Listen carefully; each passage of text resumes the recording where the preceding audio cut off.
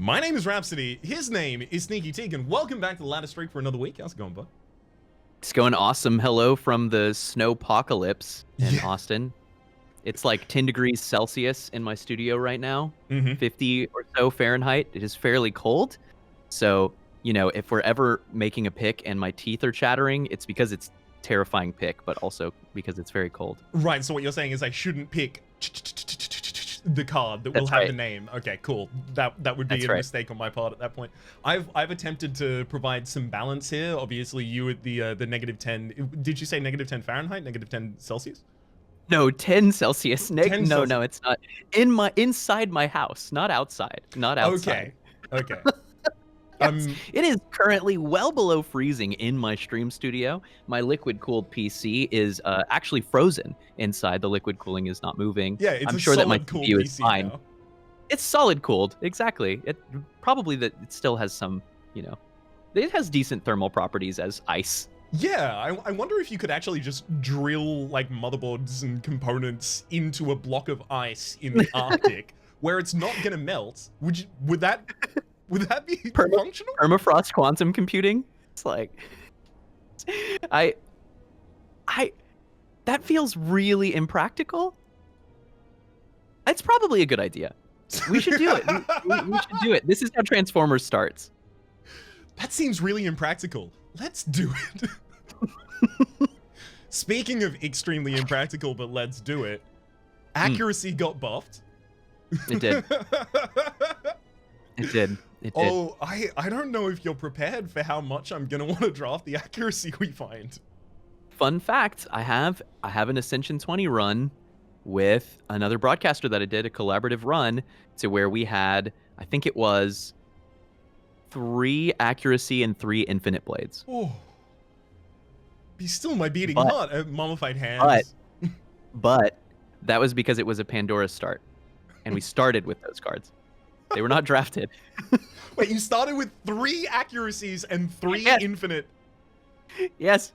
Yeah, it was totally, it was one of these like god seeds. I mean, because it's kind of like mayhem, you know, 1 mayhem might actually kill you, particularly if you're on someone like Defects where your card play, or Watcher where your card ordering is really critical.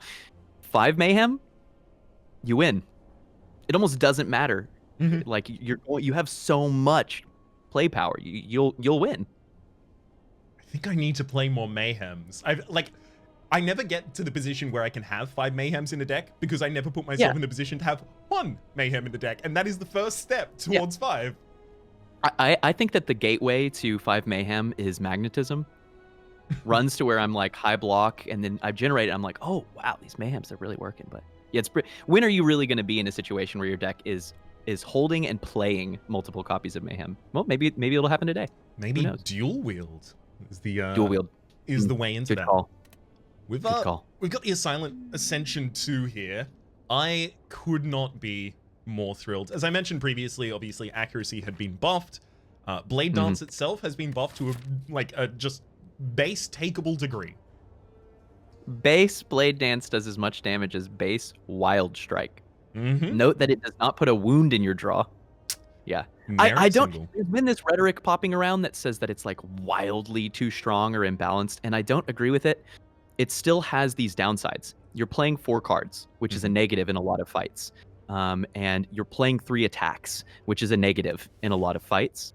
But it has so many synergies. I mean, it's certainly a good card. It's certainly a good card. Yeah. Also, like, it is fine for, you know, a lot of times people will make comparisons across classes and say, you know, like, this is Wild Strike without the wound or something like that. It's like, yeah, but it's also not in Ironclad. You can't take advantage of having wounds in your deck, right? It's not an attack card by itself. It's a skill card initially, right?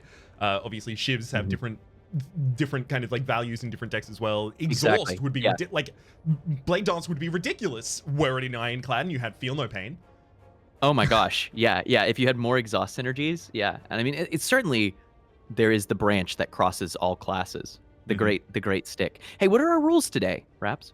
I think we're going to be continuing with Max Elite for the moment, especially for the first rotation of the characters. So, you know, the first 4 Ascensions, it feels like a really good idea. But I think we will change the rules based on a comment that I got talking about the Emerald Elite being counted as 2 elites. and the parking optionality that opens up to you earlier, I feel like that is probably going to be the one that we're going to go for. Let's try it. It's something that I was considering before with Max Elites anyway, so it's perfect. So then what do we see here? Exactly. I see a 3 Elite path, but then I guess that means Spicy Elite is also 3 Elite path? Exactly. That's a weighted 3 elites over on the left-hand side. Still, it's 1 rest before the Emerald Elite, and then no more rest for the rest of the fight, which is a little bit rough. Yeah, that's a heck of an act. I really wish there was just... Honestly, if one of these two was the Emerald Elite, I would just be, like, clicking and going. Yeah. And yet. So the other 3 elite path still only has 1 midline rest. Midline rest either way. It's a lot of fights. We'll see a lot of cards, which is really good. May I see our starting options? Might I be so privileged? Rhapsody. You may be so bold as to ask for the starting item. We've got these ones here. Lose a starting relic, obtain a random boss relic, as well as obtain a curse, gain a random rare colorless card. Not rare, sorry, not random. You get to choose one. 100 gold or remove card from the deck. We do have an early shop should we go on this line, so the 100 gold is not necessarily nothing. I'm inclined to say it's the pick. Yes. If it wasn't for the specifically being obtain a curse, I would just happily go for this. There are a lot of colorless cards that you get at the very start that can can be transformative rather to your opening game immediately. Yeah. No. Hand of Greed, Panache, the bomb, Apotheosis, Master of Strategy, even Apotheosis, very transformative. Honestly, like Magnetism, just get an extra card every single turn. Yeah, more than happy to have it. It's great. It's a solution to sentries. I think we're going right. And I think we take the 2 fight early for just a little bit more gold before this shop. I guess all of those paths are the same. Yes. They're all a 2-fighter. So which of these question marks do you feel more lucky about? Well, the left one, because it lets us decide not to go to the shop. Perfect. If we're strong enough, we skip the first shop and we go to the second one later in the path. Happy to do so. Clap. We're on the run. I feel so weird. Rhapsody and I were talking before this is like such piercing the veil. I shouldn't do this, but I'm not used to looking at the camera while recording YouTube. I keep looking at Rhapsody's face, but I need to look at your face, fair viewer. I will address you as best as I can. To invite you into the room. It feels like we're at kind of a circular table, all sitting on different quadrants of a circle. No, thirds of the circular table. That's totally what it is. And I'm like only looking at one corner of the table. And brave Sir Arthur is like, will you please notice me? Lance Senpai? Yeah. No, 100%. Glance Senpai. No, Lance, but also Glance. No, I know, but look at me. Glance Senpai. Glance. Sir Glance a lot. That is what they would call him. He had actually he had spectacles, and 4 eyes wasn't necessarily the insult du jour at the time. It's too early. It was Sir Glance a lot is really and anytime anyone asked, or rather he asked them, like, did you just call me Sir Lancelot? They would have the perfect deniability. No, Sir Lancelot. I would never call you that, Sir Lancelot. Frankly, would never deign to mess up your name, Sir Lancelot, in any way, shape, or form. No, you did it again. No, I called you Lancelot. And they just gaslight Lancelot, I guess. It was cruel. Camelot was a cruel place. This is not a good table. 'Tis a silly place. Yeah, let's pick the card instead. I don't like this place anymore. I like the first Deadly Poison. It's a good open. Yes, we can remove it as well. Yeah, we're definitely going to the shop now. Hell, I don't think you ever skip that there. I can't. It would be hard for me to imagine what the scenario would be. Yeah, it's... I mean, maybe a world where there is no shop upcoming. However, there are like an elite or 2 before your first fire. Oh, no, I mean specifically on this path. Yes, there are definitely times to where taking the pain will kill you in Act 1. 100%. But Warp Tongs with the removal ahead, it's just so much. It's so much value throughout the run. On a typical fight, 3 to 5 upgraded cards. That's huge. Consider it 3 to 5 rests, random rest, right? Ooh. So, okay, I want to hear your thoughts here, but I have a strong inclination about this. Oh, who is our boss? That is a good point. Slime boss. Slimmy, Slim Slime, Slim Shady. Okay. So I'll give you the double barrel shotgun kind of approach to it, right? So the first barrel is, man, that's a piercing whale. I love piercing whale. It's such a huge, powerful card. It's going to be a huge amount of a defensive core for the next floor, especially. Many multi-hits, many AoE fights. And then the second thing is, man, Gremlin Knob sucks for us right now. Bane feels good in that fight. Bane is underrated, I think. And the thing is that the reason it's underrated is legit, which is it's a lot of conditions on a strike plus, right? If you don't have poison, it does 7 or 10 damage. That's a strike.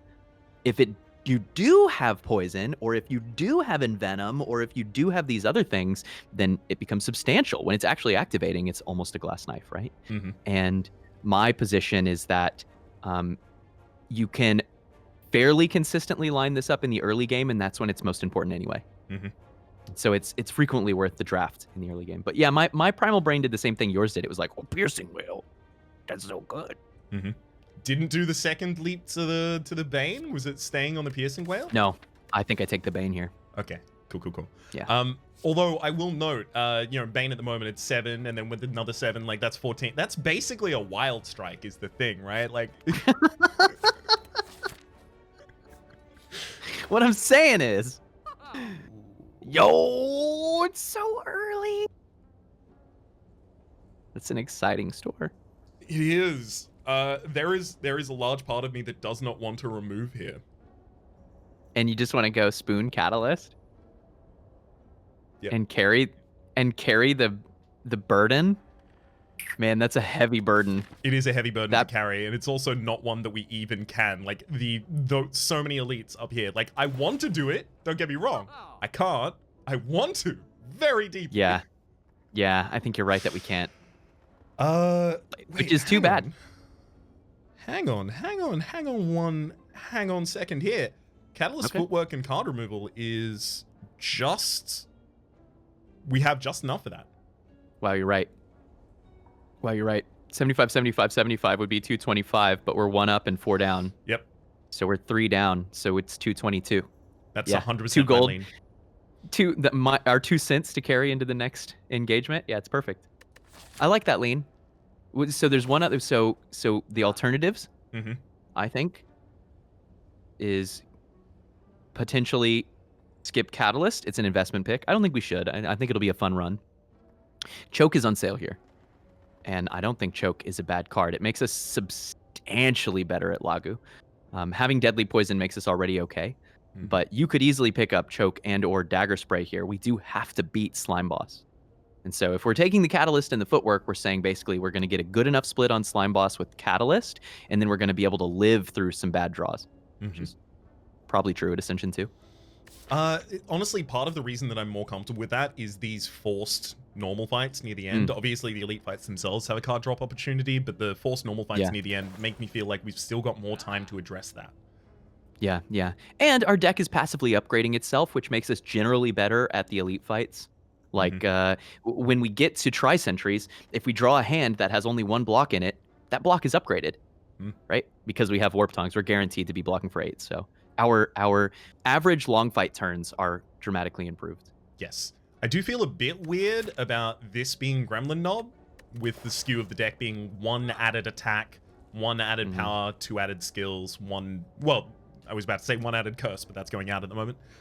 Hopefully, like, we draw a hand relatively early on, that is to say, like, the hand with the 2 extra cards at the very start, that gives us 2 or 3 strikes, and we can upgrade them with the Blessing of the Forge and then just roll through the fight. Or even just upgrading neutralize.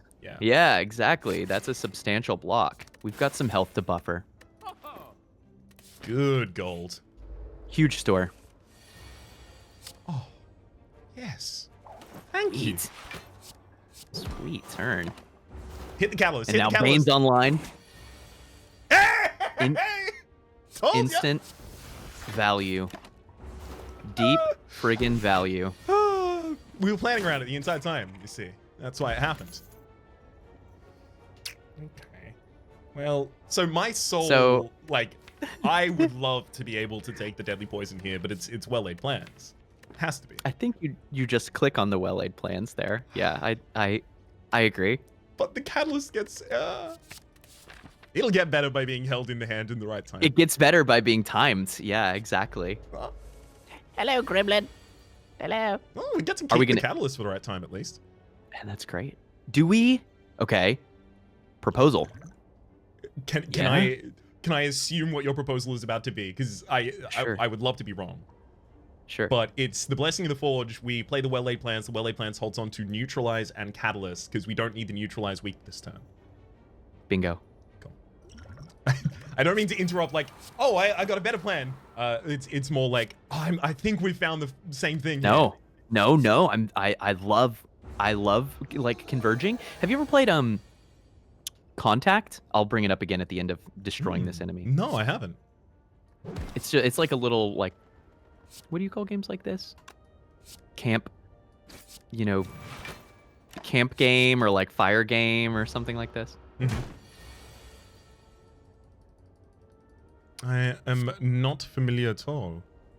I'll explain it at the end of the fight. Haven't really had many camping trips myself. I'm gonna hold on to the damage. Yeah, I say camp game, but I don't know. I mean, the most common place where I've played this is on a hike or maybe like at a dinner table as kind of an icebreaker game. There's the blade dance. It certainly is. Hey, I guess we feel a bit better about not taking the spoon now that we're about to take a blade dance. Yeah, that's true. Although dagger spray was really tempting there, since we lack the E-A-O-E. It feels like the strength potion between the blade dance and the bane. Like if we hold the strength potion until the slime boss, we have a way to bail out. Do we ever rest here? Oh, really? I mean, upgrades matter less to us, right? We have the access to them through the warp tongue. I find it difficult to justify resting when I'm only missing 25 HP, but we do have a aggressive path upcoming. There is no more resting. Yeah. We've got 1, 2 elites, and then 1, 2, 3, 4 fights before the end. Yes. If we take the aggressive path on there, or we could take a question mark afterwards. I will say the Tori make me considerably rather, more comfortable going up against the Sentinels, right? A bad block turn will still hit us for 1. Yes, that's true. So this is a weird thing to say. I think that if this were Ascension 20 and I'm on this path, I upgrade. But I think at Ascension 2, I don't. And the reason is that we take the variant. I think if we rest here, we never die on this path. I think if we upgrade here, there is an off situation where we do. And that's like a risk that you don't have to take when you're laddering in the early ladder. Let's not die. Yeah. I think it's probably a good idea. I'm about it. Contact is a game to where there is a contact master who makes like they come up with a word secretly, and then a bunch of people who guess at it. And you get 1 letter revealed at a time, and the goal is to come up with a word which matches the letters so far, and to offer a clue that someone else will realize the word that you're saying without the contact master realizing the word. So maybe you have like, L-A-G is the character so far, and you're like, okay, that would match Lagavulin. So I'm going to give the clue, that annoying winky guy, because I know that someone else on my team knows who that is. And if you manage to make contact, you say, okay, I know the word that you're coming up with. 3, 2, 1, Lagavulin. If you make contact, then you get another letter. And the end goal is to come up with the word that the first person came up with. It's neat. I've played other games relatively similar to that with kind of like a more like this person contact or rather get the information across to the one person at the table without anyone else at the table knowing what you were talking about. Codenames. It's just like Codenames. That's a game that a lot of people have played. It's just like Codenames. Very relatably in that direction. I was like, I was so confident we were going to draw at least a neutralize or a survivor or a defend. Just any. Yeah. But that's okay because we don't need to use a potion here because from here our path is so aggro. Yep, it just didn't need to take all that damage. Well, this is why we rested. It's a good point, well made. Immediate proof. I guess if we hadn't, we might have upgraded Well Laid. Mm-hmm.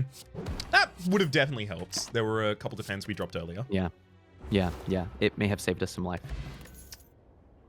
Ornamental Fan, baby. Blade Dance blocks too. Ooh. I don't know. Too much value? Far too much value. We're gonna have to modify it to make it, lower Mid-run. value by, adding a accuracy or two. Go ahead and just upgrade open the command prompt now and just start putting those things in the deck. Perfect. Yeah. There we go.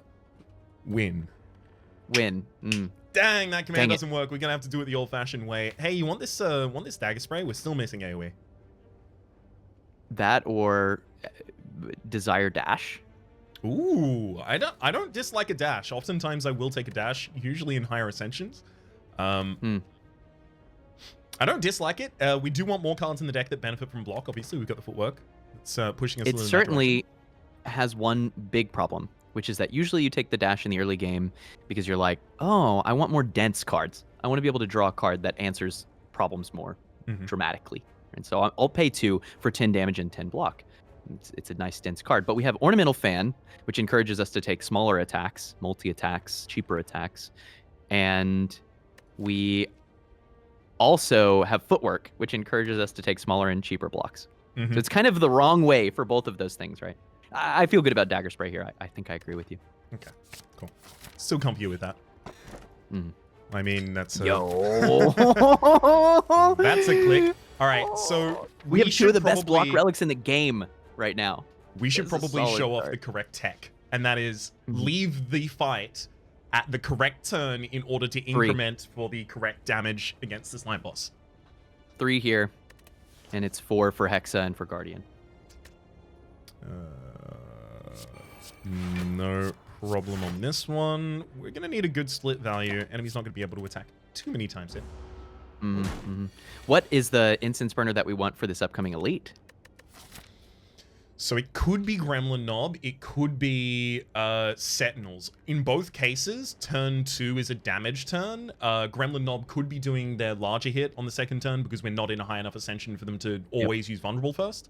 Turn 2, which means we leave this on 4 or leave the next fight on 4, right? Yeah. 5 and then the 6th activates. I agree. If possible. Either way, as long as it's not 5, it's fine. As long as it's 3 or 4, it's fine. Want to hold the neutralize here? For the worried the upcoming enemy's hit. going to do another Sure. 16 next turn. Sure. We can take time here. Plus, we don't need Catalyst until after the Deadly Poison anyway. Okay, so Deadly Poison's Plus, 7 neutralize could... Oh, we're not getting attacked. I was going to say neutralize and the Blade Dance and 2 strikes becomes 8 block. We're good. It's not half bad. The problem here is the Deadly Poison's just too much. No, wait, it's not just too much. Hang on. It's fine. 6 down Splits. from this, 7 down from Yeah. this. So yeah, sorry. Splits for some 33. reason, I was like, okay, so take away the 3 from 43, you end up with 40, right? And then there's 4 left over, so you end up with 34 is the HP number you end up with after that. Yeah, it's definitely... Yeah. Oops. Right. It can be hard. The brain has all of these tasks that it's trying to perform. The brain is just but a load of fallible meat. Don't trust that brain too much, as far as I'm concerned. The meat fallacy, huh? Deflect, Tools of the Trade, and Dodge also roll. This is Ascension 2. I'm pretty jazzed on either of those block cards. Particularly Dodge and Roll with Footwork. There is a small part of me that's like, Tools of the Trade gives you the ability to draft all of the reflexes past this point. Yeah, it does, and it also makes it much, much easier to take Hovering Kite. It's a cool tool, and probably underrated. I would be down to take it. It's also a gold card, which means in the worst case, if we find Fire Spirits, we can party with them. So that's pretty good. I really, really love Dodge and Roll as like a block core for Silent that has the single footwork in the deck already. Honestly, if it was any other defensive card here, and then the other 2, I think I would push in the Tools of the Trade direction just to open us up to possibilities, but Dodge and Roll is Dodge and Roll, and Dodge and Roll is too good. Tools of the Trade makes us better at sentries, too. I like the dodge and roll a lot. I think that I'm more likely to skip the dodge and roll at Ascension 20 for fear of explaining something that I've explained before. As you're climbing Ascensions, it's very effective to build a deck of good stuff that like performs well all the time. But there's some magic point you get to where you have to perform excellently situationally.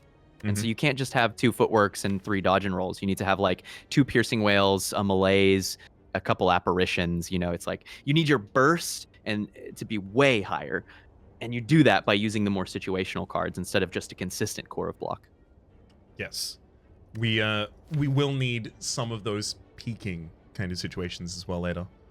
I mean, honestly, the poison stab is still good, viable in my mind. It's another way to apply poison, especially one that is an attack for the sake of the ornamental fan. I think it's actually great here because we also took a Bane. It very substantially improves the first cycle damage of the deck. Now, I didn't necessarily line this one up as well as I said I was gonna. It happened anyway. Maybe it makes our life easier. Do we use the strength potion here? How confident do we feel in the slime boss fight already? Pretty good if we get Incense Burner on 3.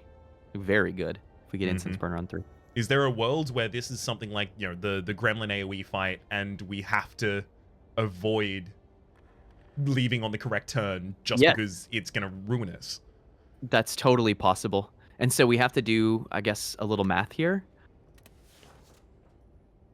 Let's see effective expected damage from this. I mean, the rest of our draw is pretty good right now. It is. How much can we, like, what's our, I always start with, like, what's the maximum I can do in 3 turns? So we'd Well-Laid Strike this turn for 15. And then if we got Deadly and Poison Stab next turn, then we're 8 poison plus the 6 damage from Poison Stab plus 14 from Bane. Burn. So now we're at 35 and 8 poison. And so that's 15 damage over 2 turns. 45, 60. We would still need another 24. Yeah, we should use this potion. It's our best chance to finish the fight in 3 turns. I like it. That was my intuition, but I'm always glad to do a little bit of math. Tough. I think you definitely have to Blade Dance here. Yep, it's just so much damage sat in that card. I think we hold Catalyst and use Bane, get the second trigger of the Ornamental Fan. Right, neutralize Blade Dance, strike, Bane, 6 attacks total. That loses us 12 damage and holds either Catalyst. 5 or 7. Yeah, because the second hit of Bane is a 12 damage hit since it's upgraded. So we come out behind on damage here, but if the draw next turn is still enough, then that's worth. So that's the question. So Blade Dance is 4, 6 times 3, 18. Neutralize 5, 23. Strike is, I guess we're always playing those. Yeah. I mean, I guess that's always going out as well. 34. Bane 12. 22. And what do we draw? It all comes down to whether we draw enough attacks. Yep.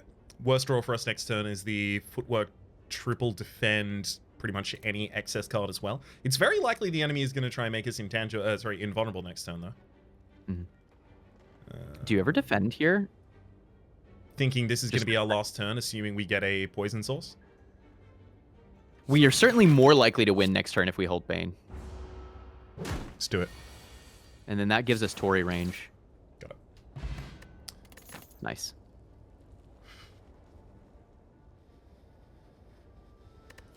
Do you want a backflip? Kind of. Honestly, if just based on the energy of running the deck at the moment, I wouldn't be super jazzed about the backflip were it not for specifically Footwork already being in the deck. Yeah. We're certainly not playing our whole hand. That's for sure. We got a Smiling Mask. I'm very jazzed on Smiling Mask in this deck right now. Hopefully we're allowed to take high merchant paths. Mm-hmm. Well, it's one downside of max elites is that it's harder to adapt to things like this. Because we really want to take more merchants now, but we just may not be allowed to. We'll take as many as we are allowed. So that's 15. Easy. Yo, cool turn. Curl up so small. Good intangibility here. None of the enemies can damage me this turn. So we might not want to win. Oh, yeah, no, I'm getting as close. Nice. I just want to have the ability to end the fight whenever I'd like. Yeah. Is there a world where, like, based on the fact that we can stall this fight, not necessarily the next fight, we try and gamble this isn't going to be a fight and just take the 3 up here? Yeah. Especially because we still have 45 life, so we can take something like a Shining Light, just end this one at 3. Yes. Okay. I like it. Oh, and then I'll even retain a damage card. Guarantee it. Guaranteed. Yeah, I like where our cards are. Cool cards. I want to take the second dodge and roll and then, like, be happy with our defense for a while. I'm perfectly happy with that. Cool. I don't get to really build this deck anymore, and so I'm kind of jazzed on it. Merchant! It's...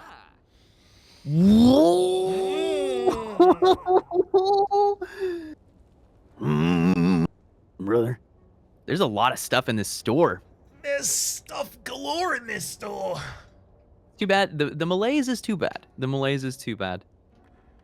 But if you look really closely there on the line of the relics, there is a Vajra, which we could buy. Oh, yes, there is. Mm-hmm. Yep. And there's also a Toxic Egg, which we can't afford. You're right. Sorry. I forgot about that one as well. That was what I was attempting to gesture towards at the time. Unfortunately, there is a blank space to the right of each of those. Usually they come with 3 relics. Shops not always come with 3 relics, though. Sometimes they come with 2 relics in the Prismatic Shard. If you click that blank space, what happens? If we click that blank space, gosh, I think we just become way more inconsistent. Yes. Yeah. 153 gold disappears. You also quarter your win rate. Is a fun thing that happens as well. You have the potential right here and now to buy challenge. You have to purchase hard mode. And you could. There is part of my brain that's like, I mean, if there's ever an opportunity. You know what? Here's the thing. Our defensive relics are very good. Are very, very good. The trouble is we've taken a poison stab, a catalyst, and a deadly poison. Yep. And like the odds of being able to retain and really take advantage of that core when you take Prismatic Shard, you're seeing a 1/4 of the previous rate of poison relevant cards. So it goes down very, very substantially. And I'm looking at this and I'm like, the Vajra is already good. A removal is already good. You know, die, already good. Bouncing Flask, incredible. In terms of purely winning, you never buy this Prismatic Shard. So the question is, do we still win if we take it? Because if we do, we should take it.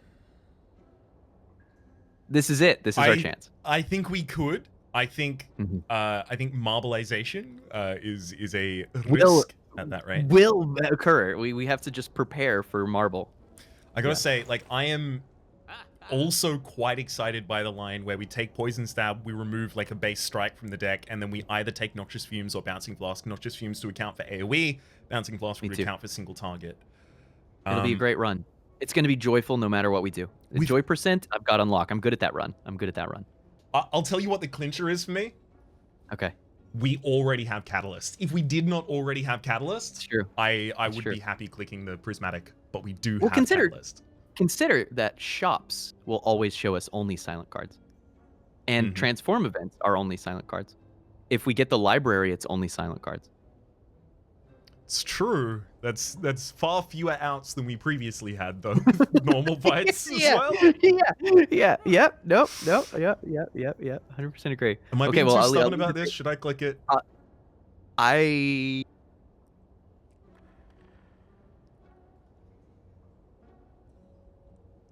think we should do it. All right. think we could win this. We have Warp Tongs, we have Tori, we have Incense Burner. We've already got the well-laid plans. That's the most important thing that Silent can offer us. That Along is with Blade true. Dance, now it really is a Wild Strike. I think we'll just take the upgrade on that as well. Oh my gosh. Make it as consistent as we possibly can. So, early turns, I think we're just focusing exclusively on the damage. There's now like 25% of my brain, which will be running until we defeat the heart. Which is like, did I throw our Ascension 2 run? Look, if Season 5 is the shortest season so far, honestly, there is some part of that would just give me a kick. Yeah. It might actually just be perfect. Man, this Catalyst is going to cycle? Why don't we hold it and see if we can get it upgraded? We can't hold it. Oh, no we well-laid haven't plans. played well-laid. Maybe we don't attack here. Maybe we're trying to slow this fight down. I think that's right. Get more things upgraded. Gotta focus on his poison as much as we can. God, it is gonna be weird when we get like demon form after this fight. And it's like, all right, well, we're a Shivs and demon form deck now. Yes, I guess we're doing this.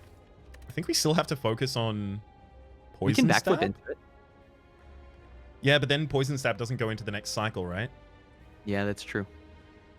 Well, we would do poison backflip, poison stab backflip. Well laid and well laid well-laid. horse foot. Okay. Yeah.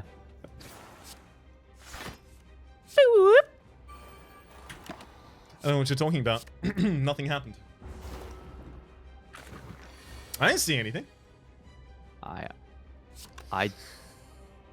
also didn't. 6. Is this? Increment extra is 12, takes us to 18. The enemy would split this turn with that poison stab going out. So we just hold it, Yep. and we split next turn. Let me see your fancy footwork. Question is, do we play anything else? Because we're definitely splitting next turn, so we could play like the strike and hold Exactly. poison stab neutralize. Play the strike and the slime. Love it. I was just trying to do the math silently in the background, but it's so much easier to just say it. Yeah. Nope. That. Look, it'll still be a fine split. We're doing A-okay. You don't need Catalyst. You need to split the enemy at 22. Yeah. That'll do. That'll do, donkey. That'll do. So, fun fact, Bevsies, my partner, really has been wanting to watch Shrek all week. Out of nowhere. Is there something in the air? She just suddenly woke up the other day and she was like, I really want to watch Shrek. And I was like, yeah, Shrek, okay. Like, that's cool. We can do it. Gladly. Have you got a Why plan in Shrek? motion? Yeah, we'll watch tomorrow. We'll watch course. tomorrow. We were going to watch today, but then, dog things and house things. And sometimes life do be that way. But we'll watch it tomorrow. Tomorrow is my true off day. So it'll fit right in. You and I both, actually. I'm going to be playing Bowser's Fury, the Mario one. Just came out. Bowser's Fury. It's like a redo of Super Mario 3D World for the Switch. But Okay. it adds in Bowser's Fury, which is like effectively a 4 to 5 hour DLC. It's apparently just cool. one big Mario Odyssey level is basically what it is. And yeah, Super Mario 3D World is like... Check out these cards! Yo, wait, did we just get better at poison? Scrawl is really good, though. It is. It is. I love Scroll. Honestly, like one of the runs that impressed the most upon me, how much because Scroll is good. I always liked Scroll, but seeing your Watcher A20 speedrun with Scroll being such an instrumental part of it was it like. There's almost nothing stronger than being able to bottle an upgraded Scrawl. It's just like I get to see as much of my deck as I need every turn one. It is absolutely ridiculous, but I mean, we're getting the opportunity to... As Exhume. Yeah. And it could exhume, a malaise later. It could exhume an adrenaline later. It could be an offering. It could be... Yeah. A blasphemy that we block the damage killing us using an incense burner. It could be anything. We could exhume wish. It actually can't be exhumed. Exactly. I was going to do the joke of like, oh, what's in the box? It could be this, it could be that. It could even be a boat. But no, exhume can't It could get be the scroll. It could be a scroll that we got later. We could exhume a scroll. That's true. Yeah. That's very, very Let's true. take it. I think this exhume is very good already. And with 4 classes worth of exhausting cards to pick, we're in a good place. Now this is gnarly. I don't feel good about that busted crown at all. I think this is Astrolabe. Although Corn Chip is a lot better. We've got actually 3 potions. I mean, and that's pretty good instantly. Look at that Thorn Spot. That's a heart killer. It's true. It's true. These and it would keep so would keep us consistent with killing the heart with thorns all the time, which is nice. There is I got the alarm bells going, friend.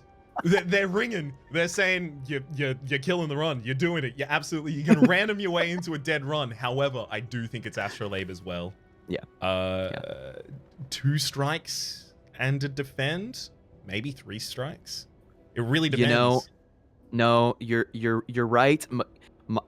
My heuristic brain is like, no, you just click 3 strikes.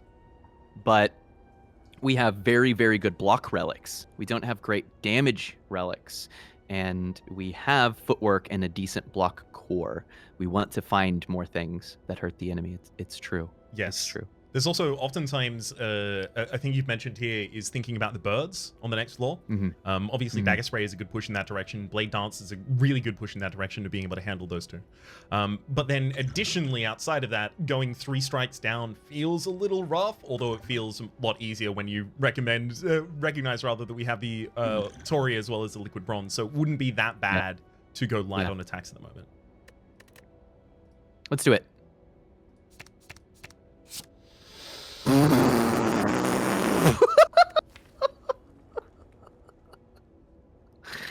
All right. You know, and they come in all upgraded. We're not gonna find any poison. If we take the shard, we're not gonna find any poison, D. It's true. That's exactly what it sounded like. Ooh. Yo. All right. It's all 3 elites everywhere. All 3 everywhere. I really like the path with the very starting shop. It's literally just a removal. Because then we take this path and we get the second removal up here. It's still not even that costly. It's just still on the same elite path. And we get the rest after. So this is probably the elite that we want to end on unless we're doing the Emerald elites on this floor. But that is a lot of question marks on the Emerald elite side. Gives us fewer card look opportunities, obviously, naturally. We could get the early rest there as well. I could be convinced to go that way. But I do like the opportunity of removing just, honestly, by that point, it would be strike. The upside of taking Emerald Elite here is that then we hopefully have a little bit more optionality in pathing next act, because we'll be forced to take the Spicy Elite in Act 3 regardless of what happens. And actually, the Spicy Elite path is pretty good. It's the second to last node there, or third to last, I guess, if you count the fire. Yep. And we've got a couple late question marks, which is Thwack City. We pick up an extra 15 gold before that store, which puts us at like 145 instead of 130, which, or actually no, an extra 30 gold. Yep. Yeah, 145 instead of 115, which might be enough for us to then, you know, get a removal and buy a potion in an on sale card or something. Okay. But it loses us out on 1 removal up above. That's true. Yeah, I like. Honestly, there again, it's another situation of like seeing the Smiling Mask and having like a core idea in the deck, which is clear. Corpse, Deadly Poison. Oh yeah, no, Catalyst, we want removals. No, we want removals really badly. No, I 100% agree. The other thing that makes me lean this way is that we're on 3 energy, and so potions are a big part of our ability to kill elites. And so 3 is the point to where the last one is Tri-Slavers, and we come in with no potions, and we just die if we don't draw Corpse Explosion.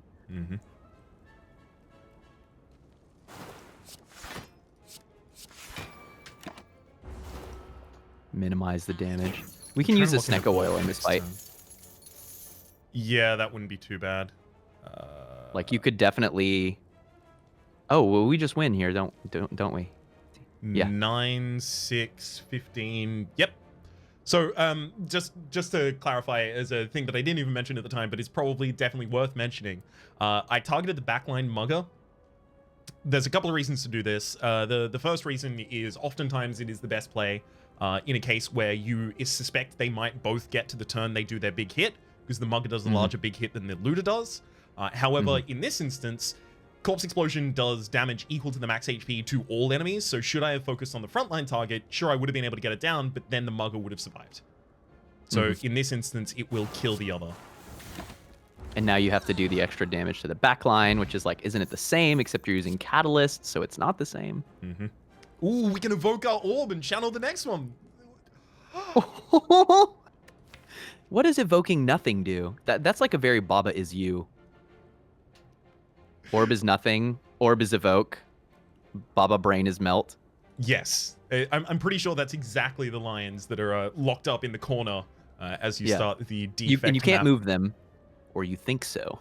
Ooh, not initially. You change do you ever take wall this as headbutt? solid, though, and you get that. That's the consideration, right? That's the only reason we're still sitting on this screen. Getting a deadly poison back to the top of the hand, getting... I think it's pretty all right. I'm always happy for deck manipulation. Our attack damage is... It's just like, it's more cards, right? That's the thing, is that we have this really strong core. If we could just guarantee that we would draw Corpse Explosion, Deadly Poison, Well-Laid Plans, and Catalyst in the first turns, like, we win. That's all the damage we need. We don't need more consistency. We don't need more damage.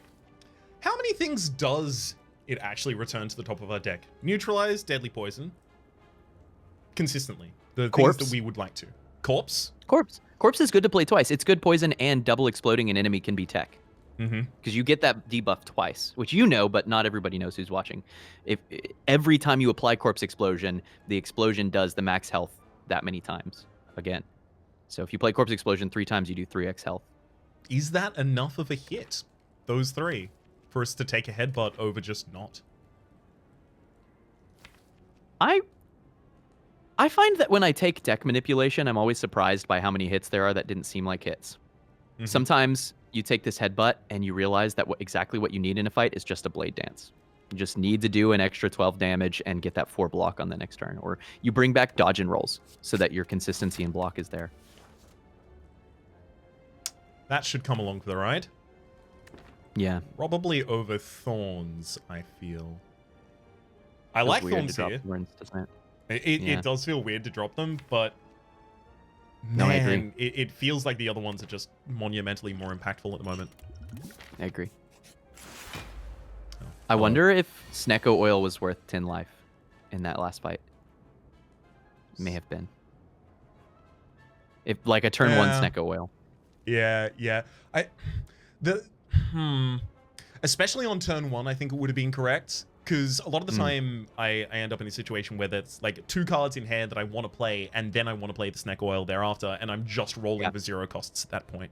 But in that opening hand, there was nothing we desperately wanted to play.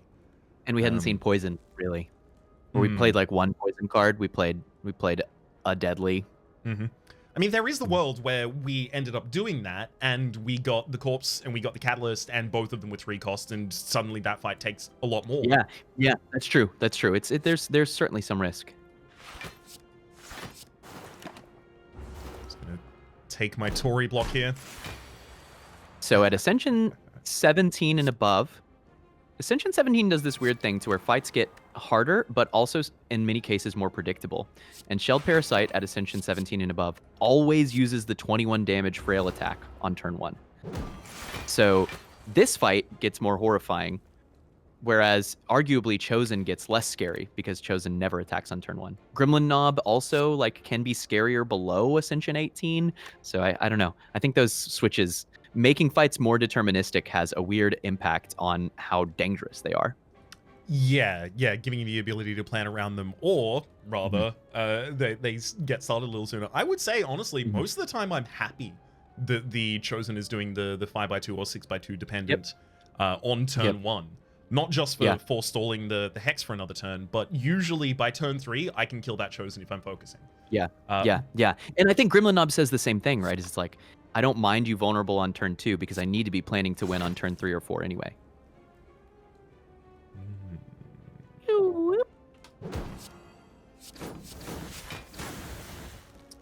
Certainly not to say that the game gets easier. It certainly gets harder, but we'll take what we can get. Yeah, exactly. It gets harder on aggregate. Give us the easier ones. Let us enjoy those. The 9. Oh, perfect. Another Tory block there. Tory.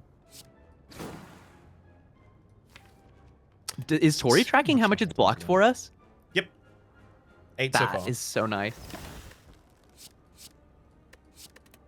The outmaneuver plus is like, I actually think we can use it, especially with well-laid plans. Mm-hmm. We definitely can. I just don't necessarily think it has a place in this combat. I think we had lethal that turn. No, we didn't. It was close. Yeah. Well, I mean, a lot of the time, when I consider poisoned against an enemy, if I get, like, if I know I can block this turn, and I'm getting more than half of your health down, I'm like, I have lethal, you just don't know it yet. Yeah. Right? Yeah, well, and no, it's actually doubly good play because that will naturally leave you on better incense burner. You want to stall a little bit so that you're proccing incense burner every fight. Shrug. It's a good card. It's just a lot of block. Thank you. It is. Oh. Don't you hate it when you got too many good cards and you can't decide which to play? Yeah. Is it just... Oh. I see. Yeah, that is troubling. I mean, the Blade Dance brings down the Burb, so that seems like that's happening. Next turn, we're invincible, but not against a bird multi-attack, and the Chosen will be hexing anyway. Yeah, but I mean, the bird's multi-attack next turn is still 5 maximum, right? Oh yeah, it's 5 at this point. Yeah, I guess so. I'm just wondering if there's ever a play that we want to get like the Deadly Poison, the Catalyst out really early to set up for something like the Corpse Explosion. There we go. Yeah. On the bird? No, on the Chosen. On Chosen, yeah. Yeah, so it would be Shrug It Off, Deadly Poison, and Catalyst, right? So we get the 14 this turn, another 13 next turn. We know that we're not taking damage this turn. We know we're not taking damage next turn either. So really we can count the 14, the 13, and the 12 as damage instances that are just locked in. So that's 12 by 3 plus 3 is 36 is 39. It's a little further than I necessarily want to be. However, Exhume is still a hit left in the deck at that point. It's the play that is like, this is the way to guarantee a win, but it could also end up causing more damage than it's worth. Because we're trying to play too trickly there. It's hard to miss the footworks. Yeah. Yeah, we're going to have to block once or twice, but we don't necessarily need footwork to do it. Is the in-between just footwork, shrug, blade dance? Take 1, bring bird down? Well, I mean, that's not... Or sorry, deadly poison, shrug, blade dance. I don't. That was not in between at all. Deadly poison, the Chosen. But if we are going around that same kind of play, the Catalyst needs to be exhausted. So that we can play it first cycle? Yep.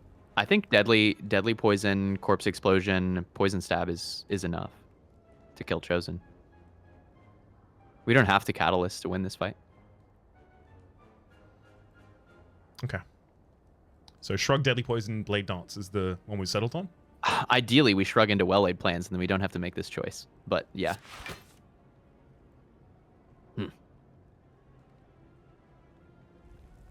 That doesn't make the decision harder. In fact, it's the same. Yeah. I guess there was a play where we just went double deadly on Chosen and left the bird. And that play would have turned out fine, but we didn't know that. Couldn't have known it at the time. Yeah. All right. I think that this ends up being fairly safe.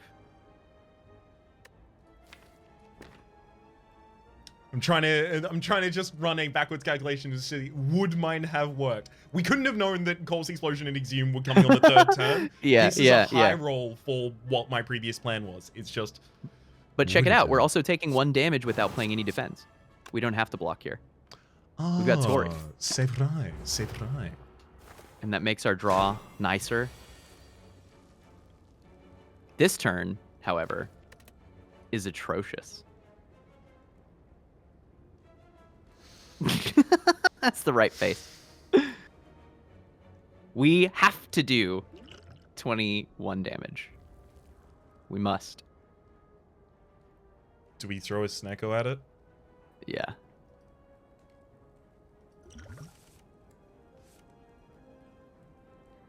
Are the numbers nice? There's a Blade Dance. That's 12, if we can make space. Poison Stab is 9. We can make the space using the defend, so that's and then 12, that's 21. 9 is 21. We did it. We have a Corpse Explosion. We made it. Good lord. I have the space. Okay. Hello, may I please have the years of my life back? I seem to have misplaced them somewhere in that fight. I'm pretty sure I got 3 new wrinkles during that fight. No lie. That was definitely one of those fights to where it makes you appreciate if we had the willingness and the time and the probabilistic calculation ability, right? And like, you know, a quantum computer full of hypergeometric calculators. Of course. You could spend 30 minutes planning that fight. And you would get value out of it. You can math this game so much harder than we do. Even when you're playing very methodically, you're probably still trusting your gut quite often. Yeah, that is the calculator ish that I'm trying to utilize, right? You know, the amount of experience that I have doing those kinds of things. If I'm entirely honest with you, the only reason that I don't want to take that foresight right now is because I do not want to have to make the decision at the start of every turn which cards get scryed. That is fair. It certainly increases the brain in smoothing. It kicks the brain iron up substantially. Although it might be really important. It's effective card draw, right? Mm-hmm. And it's exactly the thing that we need right now is to more quickly get to our most important ingredients. It's certainly better than skip. That's for sure. We can simplify it as in most fights, we've decided the cards that are most important, and 99% of what we're doing is we're clicking on any card that's not that card. Mm-hmm. That's 99% of what we're doing, is we're clicking away the things that aren't the catalyst or whatever. Right. That's true. That's true. We haven't got a huge amount of tech things in this deck that would be a deep consideration consistently. It does. Yeah, exactly. Prismatic is going to invite that on our behalf. It feels like the only way out of foresight here would be to try and argue that rebound is my pick. That I wouldn't be believing that. This is good content, Rhapsody. Mm-hmm. We sacrifice our brain folds for the sake of delightful gameplay. I'm down. Look, I didn't need all these folds anyway. Malaise is back. Ooh, it's back. Oh, wait. Okay. Alternate play, though. Wild. We take a panic button and card remove. Yeah. There's also an on-sale footwork here. There is. The store is stacked. The store is stacked as hell. Honestly, like between the footwork, the well-laid plans, the foresight, and honestly the poisons as well, I feel like we got a lot of setup. Panic button heavier. sure is free. Yeah. Agree. And it feels like, especially with the incense burner and poison, we can play panic button almost all of the time with a certainty that we are fine. Let's do it. I think that's a really good play. I love panic button. We can strike out of here as well. Sure. Just yeet that strike. You want to? Do I want You to already get know two what I'm random cards?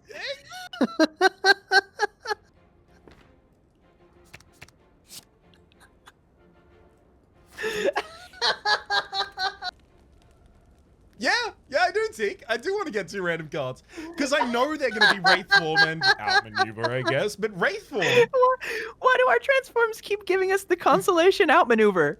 Like, you're going to need some energy for this.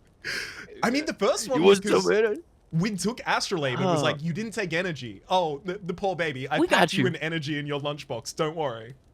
Energy at home. It's outmaneuver. You know, it's like... No, we can't buy that new game. Just We have upgrade the energy rate at form home. and go on. Oh yeah. Oh, 100%. I thought we were choosing not to play silent when we took the stinky cheese, the rainbow cheese, but it seems that we were choosing to play silent with benefits. Yeah, no kidding, right? Well, if we hadn't already removed all, but that is. I think it's still upgrades.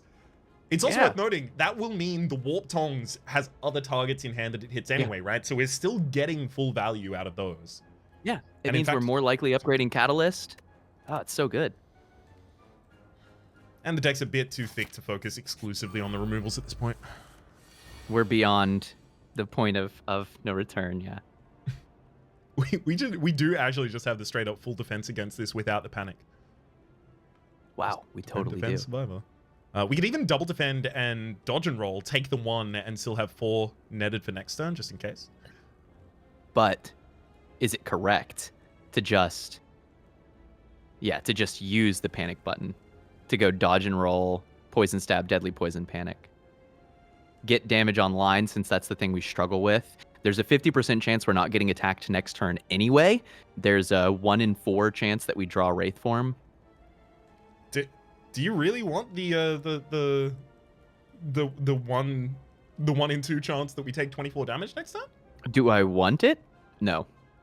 But I do want to kill this enemy. It's true. I guess that gets easier once we find our well-laid plans and or our Wraith Form, right? So maybe we can play defensively. It's just like we do have the upgraded Deadly Poison and the upgraded Corpse Explosion as well as the Catalyst left in the deck. It makes it feel like it's not dire for us to go off this turn. Yeah. Yeah. Okay. I think I strongly prefer this one. Blanc. We can headbutt that panic back atop the deck or something like that. Oh, never mind. We got the Wraith. We got the Wraith Form. Hey, get in here. The Incense Burner is going to go off halfway through the Wraith Form. Our Wraith Form is 4. We have. Wow. What? What a run. This is proving something to us, though, right? We're not that consistent at, like, doing 75 damage. We have to become consistent at doing 75 damage by the time we get to Act 4, at least. Really by next act. Yep. To deal with, like, Repto. Outmaneuver put it in work on that turn. Yeah. Am I being unnecessary with how strong I'm coming down on the outmaneuver? No, I feel it as well. It's, I did like that I was finally in the position where I was like, I found it. This is really good. I found the turn for outmaneuver. But we should take the glass knife. Yeah, I mean, look, you wanted more instantaneous damage. That's it. Yeah, I do. I am. You don't want to do 5 damage to Nemesis on the intangible turn? Oh, I do. But I feel like I want the mummified hand that's in the next chest more. This is always a key. We are doing damage with poison anyway. Thwack! That's awesome. That gets our incense burner to a better place too. We do need to manage this fight still with. Yes. It's time for thinking. It's time for intellect. Turn on. Engage, brain. This might be our power pot. Yeah. I don't dislike that. Search for something if it's a Wraith Form, we just click it. Wraith Form. And then that simplifies the fight dramatically. After image, good. Footwork, great. This turn, footwork defends us from 1 more than the after image because we play. Well, I mean, it defends us next turn better as well with the dodge and roll. Yeah, it's pretty good. If we make it through turn like 3 or 4, we win. So it's just a matter of mitigating damage until then. So and we have Tori to play around. We can't play around Tori here. Too bad. Unless we're foregoing even defending at all against the back line, and I don't think that's the play. Just defend, dodge and roll, well laid, and then hold the deadly poison bane. Wait, defend? If you just dodge and roll, then we've effectively blocked 12. But if we dodge and roll defend, we've blocked 18. So it's only 6 more. Yeah, sure, but like 6 is the cost. Like, a base defend it's a lot. Played on upgraded. Yeah, it's a lot. Okay. So what are you thinking? Dodge, defend, well laid? Yeah, Well-Aid holds the Deadly Poison and Bane, and then we're looking for the ability to just like obviously get intangibility or you know turn a panic button or some such, and then just nail a target with the Corpse Explode and instant damage. Yeah. Gosh, some instant energy generation would be really good for us right now. I would take a turbo. Oh yeah, like the second cycle of our deck is so much less important for us. We found exactly what I was asking for. It's probably going to end up being a panic button turn. Yeah, do we pull the trigger already? Just start focusing on an individual target, start focusing on the... Because what is it? Corpse Explosion is obviously going to be lethal. The Wraith Form saves us. The Catalyst wouldn't be lethal because we wouldn't be attacking the right target with it. Is dodge and roll effectively similar here, right? So it'd be 16 total, 16 against the enemy. No, it's 1 short of being able to defend us. Ooh, it's so close. What is our headbutt target, if anything? Yeah. Exhume, I guess, if we're playing Panic Button. If anything, again. Yeah, then we can't panic again next turn. Yeah, maybe this is just panic... deadly, you know, or panic, deadly, poison stab. Panic, deadly, poison stab, yeah. All of it. All of it. All the damage. And then we've got at least 1 kill lined up. I think we're guaranteed to get entangled here. We're not? Oh, is that an Ascension difference thing, or? I don't know. It feels like the Slaver in this fight, the Red Slaver specifically, acts differently. I've never tracked it correctly. Yeah. Haven't had the experience to do so, but I feel it does just act differently. Just Wraithhorn Pass, obviously. Where are we getting our Incense Burner? Can we win on this turn? Probably. Probably. If we go in on a backflip, we may be able to win this turn, and then Incense Burner is doing something, at least. If not, what we're like, would we ever try to delay until it's at a better place? Maybe not. Maybe we're just pushing up. No, we can delay. We can delay this fight hard. It would just be footworks, neutralize the front line. It goes down. Now we have 3 decks rather out on the field. We hold a defend. If we hold 1 defend every single turn, that Slaver in the back line is not dealing damage to us anymore. We can hold this until turn 4, I guess? 4 would be ideal for the Gremlin, and then the question is, would we rather the Gremlin be setting the Incense Burner up for our next fight? Because next floor is an elite. So, like, being able to go into Slavers with it on 5 would actually be really good. Yeah, I think we have to worry about the Gremlin split at the time. Yeah. So just... Well, and we can delay the Taskmaster, too, actually. So, yeah, going in on 4, true. That would be good. That would be good. The only world where we don't delay the Taskmaster is, like, a constituent part of our kill was the Corpse Explosion. Yeah, and then we'll just take our lumps. The game continues to be scary, as it is wont to do. Right, I forgot we're losing Dex every single turn. I was like, I know I played a Footwork before. How do I only have 1 Dex? I forgot about Wraith. No, we still have enough density, especially if we play Foresight. We can always find all the blocks we need. Yeah, we'll be good. Whip. I didn't need all of them. It's just a casual flex on the enemy right there. Yeah, sure. Oh, bring back Panic Button or whatever. Exactly. Or the kill card, whatever it may be. In the worst case. Great. We're still intangible. And That's we've pretty still cool. got positive decks as well. We just have to make sure we have the kill when it gets to 4. Yes, so I'm just throwing individual damage cards against the enemy. Nice. So when it gets to 4, so we still have... It still hasn't entangled us. 2. It's still holding its net. It might not be able to. In this fight, maybe? I think so. That is wacky. That is so wacky. How long did it take you to know, by the way? that the net actually disappears after that animation? I found that out about 14 seconds ago, which is a poor approximation of time because it was maybe 7 seconds. But now it's 14. Time's dilated. I'm moving at a significant portion of the speed of light. See, I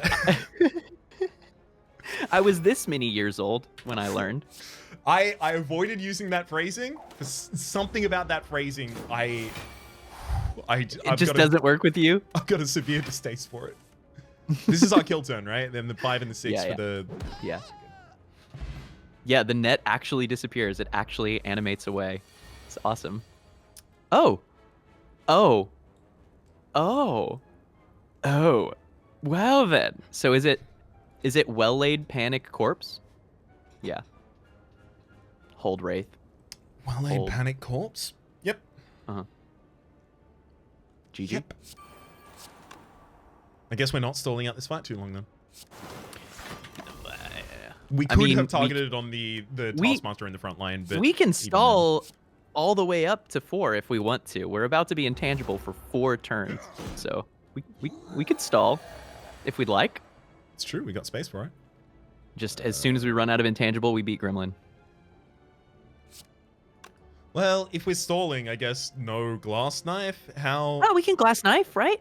We just have to. We'll hold corpse explosion for the right time.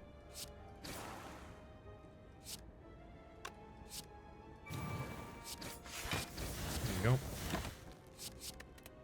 Corpse explosion's already on the target, though.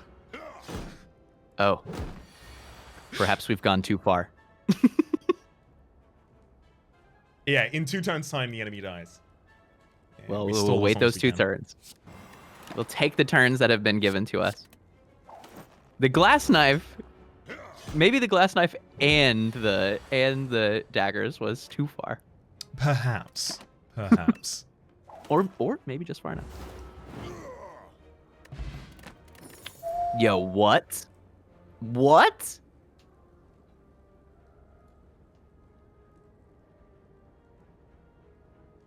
Huh. Huh? Indeed. Gambling chip is so nice, and we have some sustain now, which we desperately wanted. Is this the only rare things run? Tori is rare. Incense burner is rare. Gambling chip is rare. I guess ornamental and eternal are both uncommon. It's still a hell of a lot of rares. It's a lot of rares and uncommons. We have no common relics. If we had an extra energy, I would be more keen on that whirlwind. The fact that we did get the gambling chip makes me more keen on it, though, right? The ability to cycle through until it. The reason that I think that it's the pick here is that Corpse Explosion is our only real plan for beefy AoE fights right now. This makes me significantly more confident in Gremlin Leader, Tri-Slavers, and Reptomancer. Yep. And especially with the Strength Pot. It's just one more answer to those fights. But Recycle was cool there, right? Like especially with all of the class cards, we could recycle a Meteor Strike. Exactly. On Silent. With those, as well as the fact that we have access to draw in the deck. Not a huge amount, but we have some access to draw. Foresight is draw. Scry is effective draw. And that's for not on turn draw, but it's effective draw. A large amount of me wants to throw the entirety of this, but I should at least keep Foresight, I think. I like that. And then just clear through because we have so many good answers in Whirlwind and in Corpse Explode. Yeah, I like that. So Corpse Explode plus Neutralize already kills both of the sneaky gremlins. And that's with only 2 energy, so Foresight can still be played.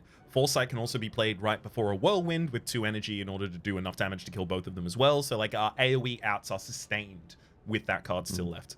Unless, well, I mean, I guess we could keep Neutralize for the edge case. You wouldn't?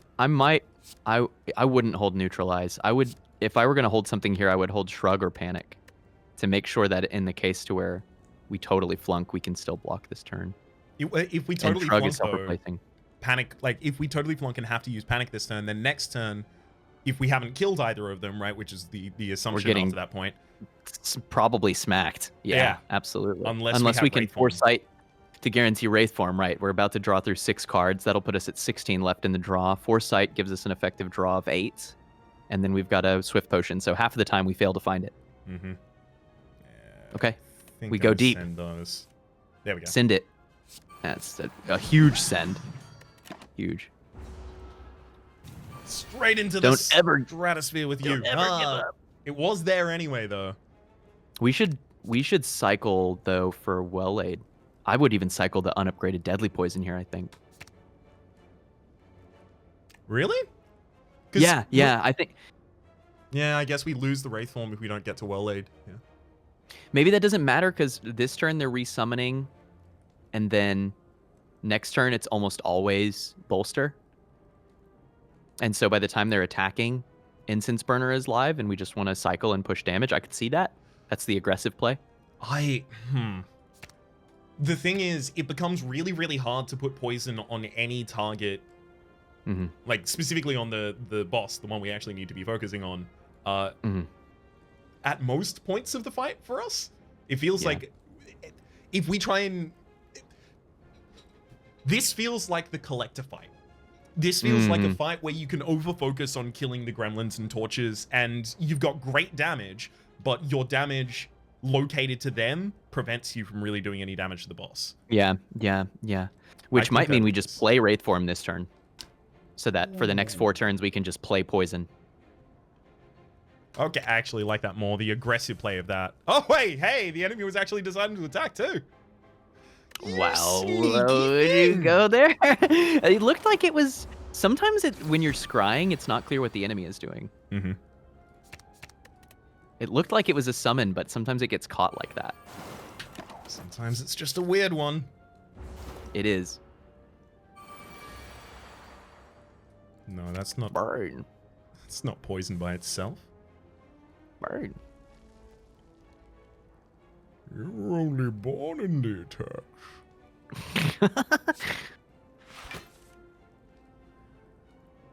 Oh, Panic Button is a turn a block sometime in the non-too-distant future. Yeah, that is going to be sticking with us. Like, is it just time to play the Catalyst? It's a bummer that it's unupgraded, but yeah. Plus, then if we find Exhume, we just win. I was trying to get down to the math of like, oh, how many turns has the enemy got left in them? How many turns of intangibility do we have left in us? Those kinds of things. Yeah. But we'll be accelerating it as we go through the rest of this. And there was part of me that was like, oh, but we're about to be weakened. That's not going to matter. Yeah, there's the Exhume. We're fine. Jeej. There it is. It came along. It wanted to play. Perfect. And there's the Panic Button just so we can style on him a bit. Yeah. Hold You no will cards. not be damaging me. You will return. I could not feel less threatened. So, right now, when it...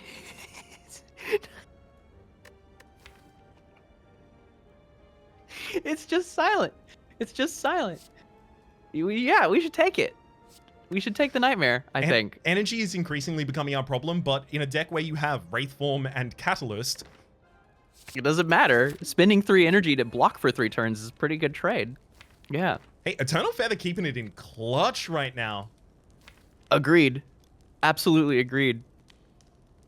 Do we just want that Catalyst upgraded? Catalyst or... Yeah, Catalyst. Catalyst for the hallway and elite fights. That's where we're struggling. Yeah. I agree. I went into tonight with all of this idea of my propriety as a YouTuber, and it's just crumbling because this run is so foolish. Whatever I'm supposed to do, I'm over it. Yeah, there is a time for should and would do, and that is not this run. It's not this day. That's right. Do we not throw anything and just play the... Because we can't rely on getting, well-laid as well. Well, I guess we wouldn't even be able to defend in that circumstance. We don't want to draw into well-laid or corpse explosion unless we also draw into Panic Button. Mm-hmm. Panic Button was the one thing that we could have pitched towards, but why not just be invincible for 4 turns while we figure the rest out? Just be invincible, forehead. Just don't take damage instead. Often a good plan. We have the ability to hold the glass knife and the panic as well. Are you wanting to do that? Like deadly poison dodge and roll this turn and then... Not entirely, because we're getting weakened next turn, so if we want to throw out the glass knife, it's now. But also, the enemy has got 5 regen anyway, so... But that means deadly poison. They're going to regen at the start of their turn, so the deadly poison doesn't... When does poison so you want to do compared to that? End of its turn, start of its turn. So yeah, it would actually heal back up from the deadly poison should we use that. So I think it'd be glass knife, and then just holds panic and deadly in my mind. That's great. Makes a lot of sense. Makes good sense. Yeah. Perfect. Yeah, that makes sense to me. There was Question is, where is that foolish dude? Corpse explode. Are we gonna outmaneuver this turn? I actually think it's quite likely we do. There's quite a lot more expensive cards left in the deck. Obviously, the Whirlwind's pretty good with that. The Nightmares, not what we want to play, but I guess if that's with Catalyst, maybe. I'll do it. Explode, obviously. Did you see, there was a thing going around on Twitter recently that was a 4-year-old who was not allowed to call things bad, right? Their parents were, trying to instill a value of not necessarily trash talking, I guess, food. Wait, are they chatters in my Twitch chat room? Because that's one of my rules. They may well have been. Maybe they're teaksters. Perhaps they sneak. But one thing I do remember specifically from it was because the kid couldn't say, specifically this is bad about foodstuffs. They would find other imaginative ways to say it.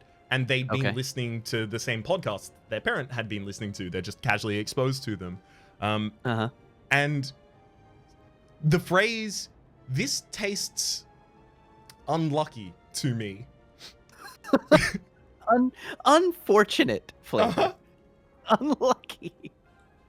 This sends my mouth into outer space. But that's bad in this instance. Just something about the phrasing of your previous sentence before I'd started that that tangent was it rang much like that 4-year-old. It's funny.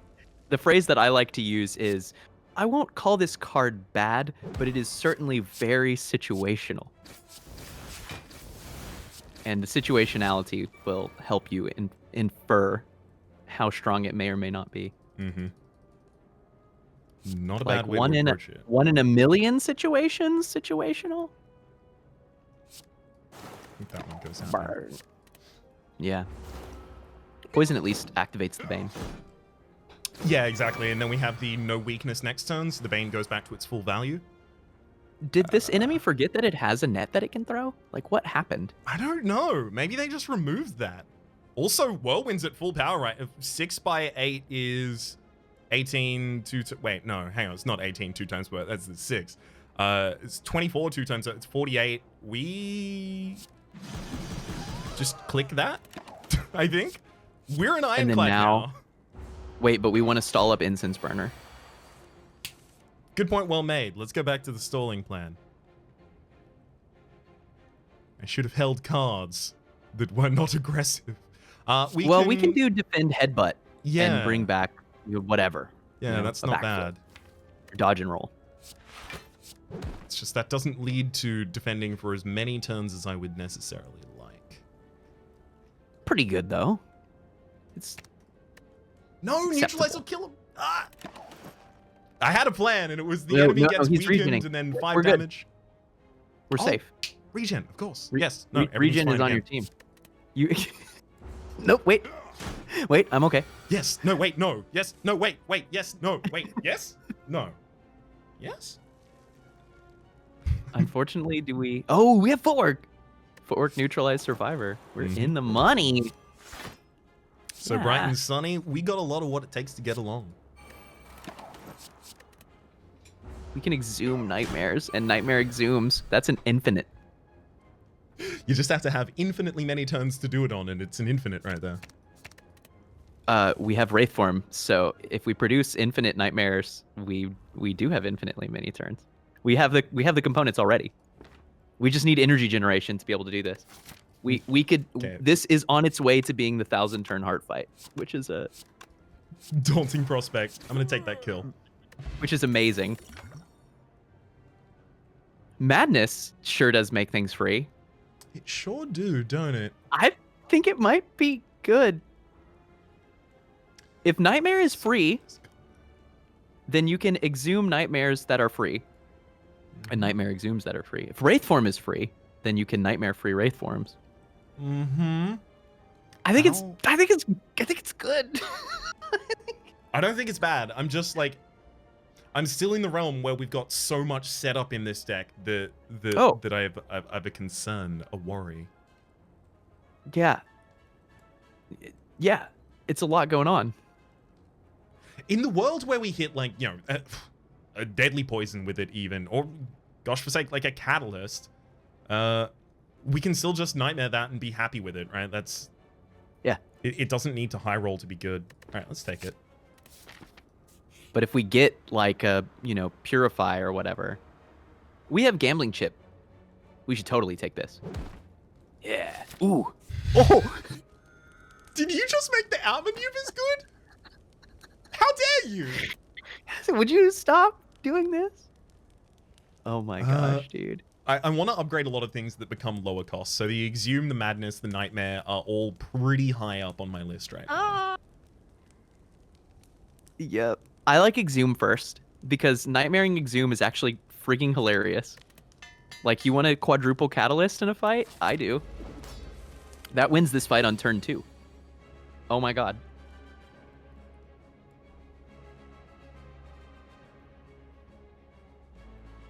Do we just Nightmare Catalyst and nothing else? We need to have the poison to activate it. Yeah. We certainly pitch Neutralize, Panic Button, Outmaneuver, and Bane. And the question is this. Nightmaring a Catalyst, I mean, in the worst case, we win by cycle 2. Exactly. So that's probably part of the plan. I feel like we pitch Deadly Poison here because this increases our chances of finding Well-Laid, and then we can just hold these two with Well-Laid. How about that then? What are we blocking hold with Well-Laid? We're not blocking this turn. It's just like if we are looking for Well-Laid, I want to keep this for as long as possible. Oh, but we've got Wraithform and we've got Incense Burner, so we're okay. So if we found Well-Laid, we would Deadly Poison, then Well-Laid holds Nightmare Catalyst. Next turn, the enemy still attacks. The turn after, no damage is taken, so we have the ability to set up the Nightmare Catalyst for free. And then the turn after that, Catalyst. So what, we take a maximum of 1 turn's worth of damage? Okay, I like that. There's Well-Laid. And you don't have to spend all your energy. We can just hold Nightmare Catalyst here with Ice Cream, theoretically. It's a good point. Well made. Just a theory. Oh my god. I'm not gonna finish that sentence. I mean, just throw the defend, throw Madness. Because, like, if Madness hits anything, like the Catalyst, the Nightmare, or the Wraith form, like, ha ha ha ha ha, we just laugh at the enemies for a while. Or do we just defend, Nightmare the Catalyst, and then use Catalyst, and then just kill next turn, take 6 damage on the chin? I am going to answer that one for you, because I just heard myself say it out loud. Nothing matters. I think I would have played the Madness first, and then played Wraith form. But it really doesn't matter. But it does matter because we might have been able to make 1,000. Exhume is coming too. You're right. This deck has become very strong. Wow. Do you want an Omniscience? Do I want to play Wraith form 2 times on the same turn? Let me have a think about that for a second, Teak.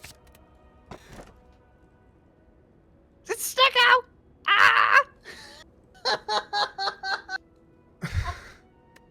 What did we do? Why does this happen to us, Teak? Why must we win, Master Wayne? The rest of this is going to take a while. Sorry, there's a frog around here. Can you hear it? Yes. I'm whispering to it. says that we have been blessed by the storms. The frog that determines the blessing. Yes. Oh, this was got a committed the run path that here. was foretold. We've by got the a frog. hard committed path. It's the 4 elite. So. Oh my gosh! Early Here we shot. go. Yeah. Clean things up a little bit. These costs taste These numbers are too unlucky loud. to me.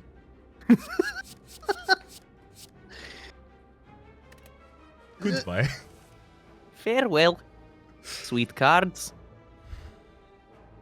Man, they didn't get much better. It does really weird things now with the outmaneuvers, doesn't it? Yep. But having so much card draw ultimately has to be good. Oh yeah, it definitely is. I am long past entertaining Snecko debates. For sure. It is decided. I did my time in those trenches. Thank you very much. Have you seen my Snek no command? No. Okay, I'll see if I'll pull it up. It's my one sassy command. Also, I had someone come into my stream last week that I suspect came out of this because they asked me, "Hey, are you streaking or are you just playing?" And I don't know what came over me, but my response was so sassy. I was like, "Oh, I try not to win if I can avoid it." And so if you're out there, I'm sorry. I didn't mean to be so sassy. The question was in good spirit, but I just get so many people that ask these questions that are like, "Hey, are you like win streaking right now?" Or and it's like, "No, I'm just trying to lose." You know what I mean? I don't know. It one of those that can be hard to read the nth time, but I think it came from a place of good spirit. I can sympathize especially with the feeling you currently have of like, I recognized, you know, whether it was 2 seconds afterwards or 20 hours afterwards that that didn't come off well and I didn't express myself in the way that I really would have liked to there. I want it to be welcoming, you know, and people come in and they're asking a question from a place of good spirit, but in that moment, all I could find in myself was sass. This is my only sassy command. It's Snek no.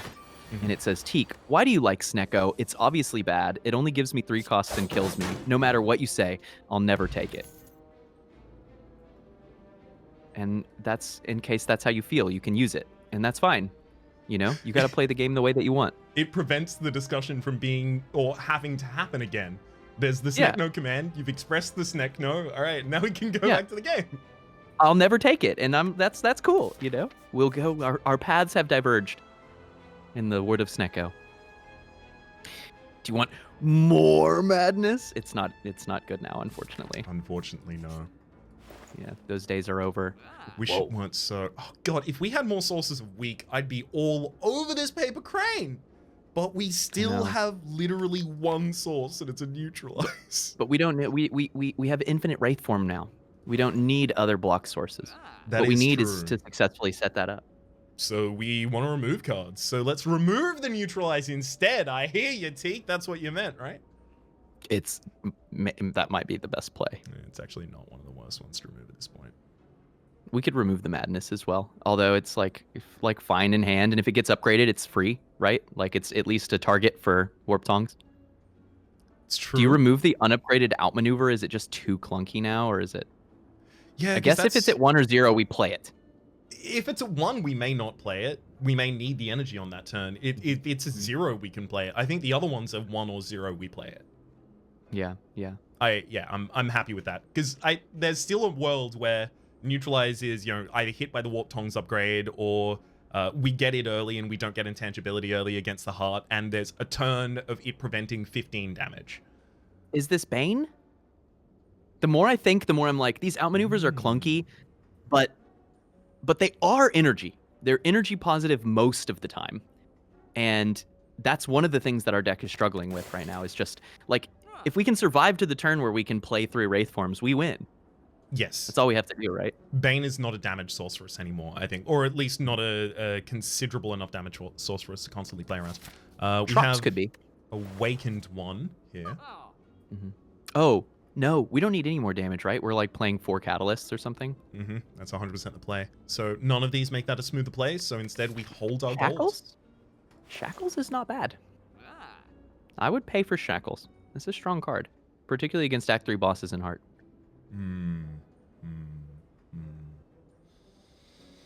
My lean against it right now is for the potential of a next shop, and honestly, do we have one in Path? We don't have one on Path. There's the next shop, next floor. There's 2 question marks, theoretically possible, but so we could. Okay. I'm only against the Shackles because it's pretty expensive for a card that might be a 2 or a 3 50% of the time and is really hard to play over just other defensive options. But would you play a 2-cost block that said block for 45? Because that's what Dark Shackles says in the Heart fight. And in the Awakened one fight, does potentially even more by extending the second phase, which we could care about. I think the thing that breaks this down for me that makes it not an insta-click is the fact that we're planning to be intangible so frequently. But even in intangibility, Dark Shackles is blocking, I guess at this Ascension, it's blocking 12 for us on the multi-hit turns. So I think it's worth a second look at least. I don't know that it's necessarily the play because of the intangible plays. We need to get to our core. Yeah, let's skip it. Let's skip it. I gave it the second look. Getting to the core is too important. I think I agree. I've looked again, and I don't know. I don't think I will go to Camelot. I want to pitch everything, and we're looking for poison, and then we omniscience double poison on the enemy. Do you not hold the one Unless we want to race sustain here, as long. I don't think we need to. I think we could. Like, there is a world where we could try and drag this fight out a huge period of time. You know what? You know what's a hilarious play? What is? Pitch everything but Omniscience. Find Headbutt. Headbutt Wraith form. Omniscience Wraith form. We found... There's the headbutt. You should totally do it. That's 8 turns of intangible.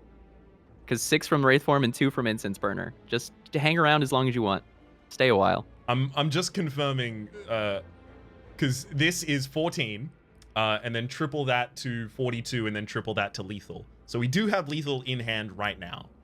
Or we can extend for the Incense Burner. It really depends, like, how long is this fight going to take? Are we going to stall on this fight for the setup for the next elites? If we are, maybe turn maybe 2. we just want to haul. Yeah, maybe we just want to go fast. That's totally possible. I think it might be go fast. What we need is for Incense Burner to be on 4 before Repto. Although, frankly, we probably just kill Repto too. Let's one turn these fights. Farewell, sweet orb. Yeah, and we've got good pot ions. Ooh, that's a gnarly pot ion. We don't really use attacks as much as we use everything else. I think shivs are an important part of like a removal instantly for something like, the Repto's daggers, if nothing else. Yeah. I'm into it. This madness is very insistent. You could have been great. In a world where we didn't get Snecko, the madness are very exciting. We could be on 4 madness. You could have been the chosen one. We're This is supposed to bring balance to... Are we gonna hold outmaneuver? We're gonna hold... This hand is so cheap. We can kill next turn. We shouldn't. We could. It would be Whirlwind, outmaneuver, headbutt the Whirlwind back to the top of the deck, kill next turn. Oh, wait, no. This is great. This is perfect because also we block with Ornamental Fan. Oh, yeah. I'm into it. I'm super into it. I love this. Oh, my. It's all coming up Tiki.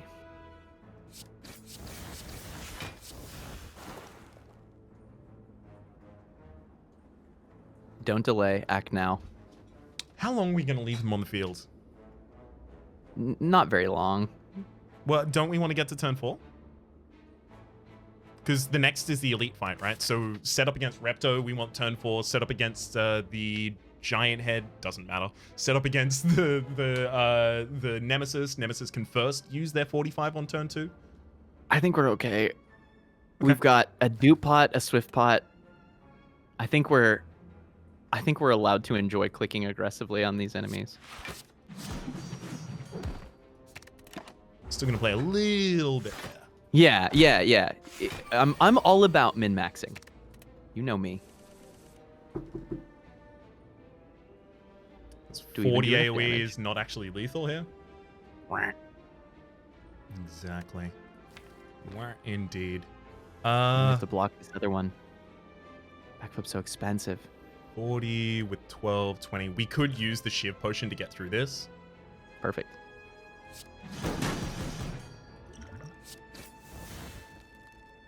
Could we? Wait a minute, that card. I was certain these were 7. Is that Exhume free, perchance? Not yet. Dang it. There you go. Well, That was not the best. we've unlocked hard mode, it seems. This is why we have Eternal Feather. It was actually that I was like, yeah, it's 21 damage. There's 7 to piece. I'm certain of this. Apparently, I wasn't certain of this. You know, sometimes the brain is just like that. It's true. Sometimes it do be like that. I will say, certainly, that complacency is a killer in low ladder, and so I have to be careful too. We are very strong, and we are allowed to get pretty goofy, but we can still definitely die 1,000 times.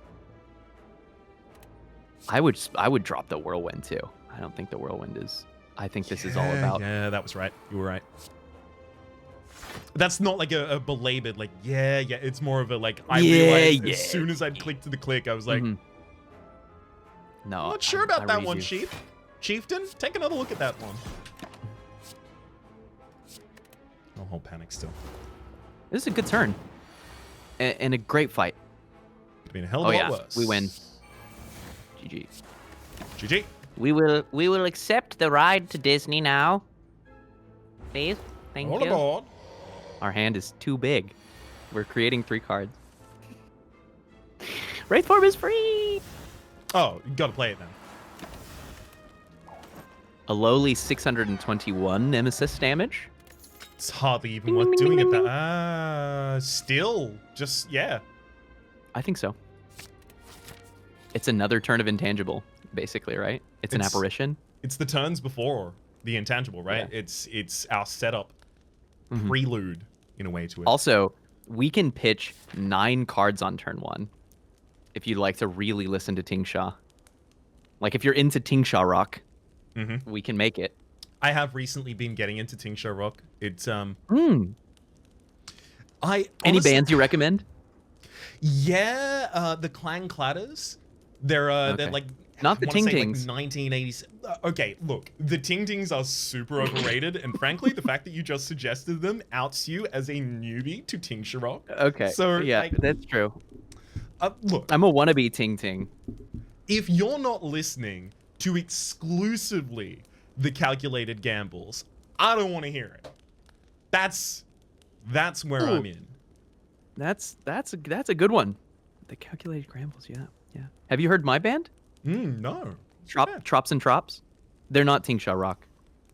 No, It's variety. No. Oh, they're variety across the board. Okay, yeah, that's why I wouldn't have found them, because of course I exclusively focus on niche genres such as Tingsha Rock at the moment. But in the past, Gear Rock was a pretty good time as well. Gear Rock. Grr. From Russia itself. I think we recall right now. Yeah, I'm into it. Cool. We're coming your way, Hart. A lot of Ting Ting damage on turn 1. Not so good for this fight. Outmaneuver plus stays. Oh, there's a catalyst in hand. There is, but it's an expensive one, so it comes back at the 2 cost anyway. So it would be outmaneuver, Nightmare, the catalyst, and then next turn we just have... We have the energy to play all 3 of the catalysts. It's just we would need some poison in there somewhere as well. Yeah. Alternatively, again, that's just a second cycle win. I'm just going to keep the second cycle win. And okay, we can play Wraith Forms, Ad Infinitum. We've got Headbutt to bring back whatever.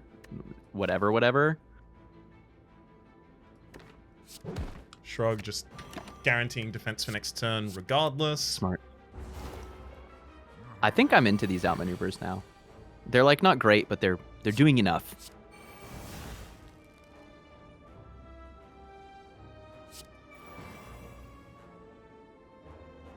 Done. That's it. Boom. That's the turn. You Fight. send it and you win. Mm-hmm. Mm-hmm.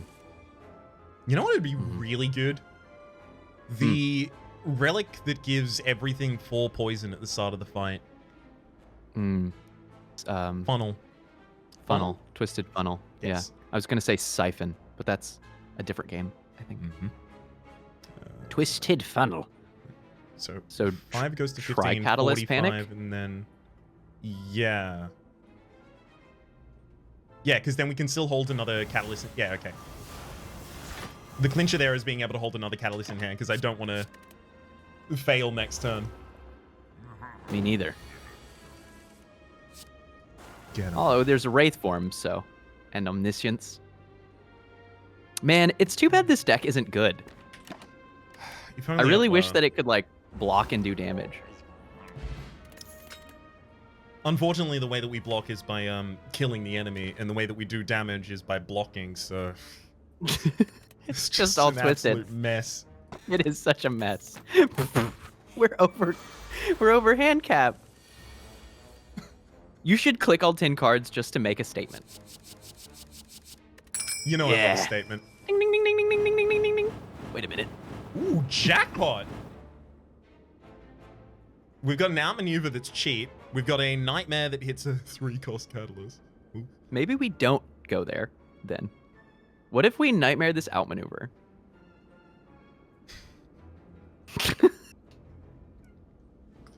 Reps is like, no. I don't want it. No. Can we not? Can we make good plays? I don't even want to make good plays. We took the prismatic shard. It's just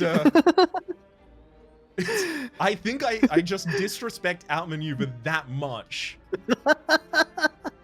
that it can't even appear to me as a possibility. But this is we're learning together about when it can just barely be enough, you know? We just have to minimize damage on this turn because next turn we're invincible. So we can totally panic button this turn if we'd like. We can, but looking at the rest of the draw pile, since we just passed all of our poison in the opening hand, and we're about to pass our catalyst, we haven't got damage for this whole cycle. Oh, yeah. Guess we can headbutt something back to the top of the deck in order to get some poison out there. Bring back Those Corpse always Exploder happen. or whatever. Yeah. Try not to get a Parasite. We did Nice. it. We dodged the parasite. It always feels good to not be parasitized. It's the highlight of my day. I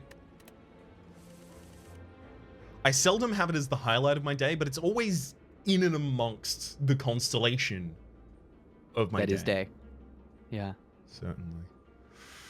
Zoom. So Panic. So are we holding Omni for the next draw and hoping to not see? Oh, we don't have Well Laid yet, do we? Nope.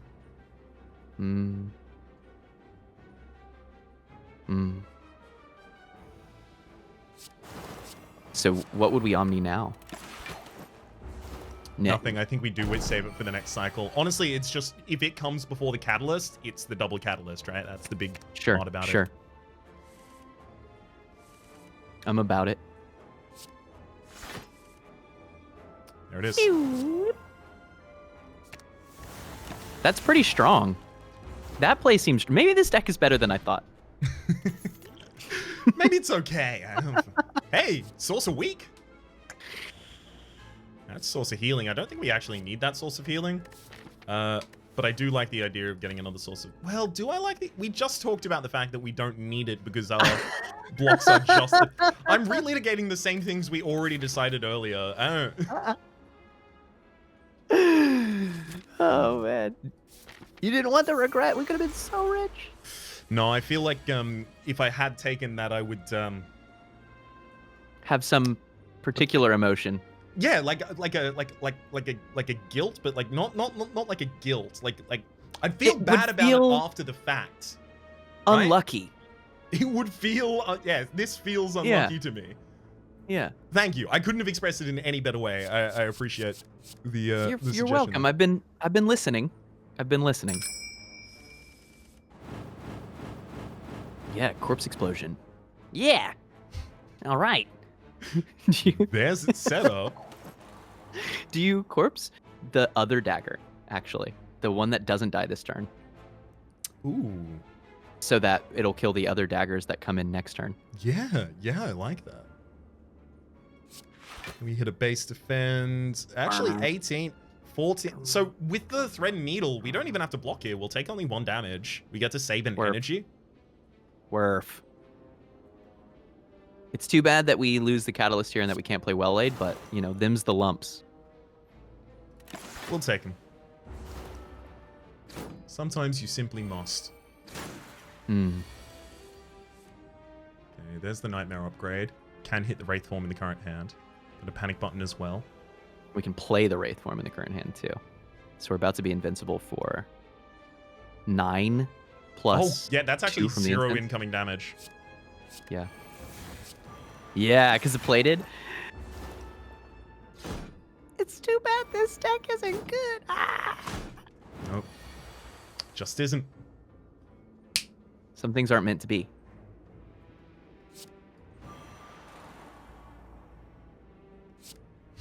We gotta get some poison on them eventually. We better get started.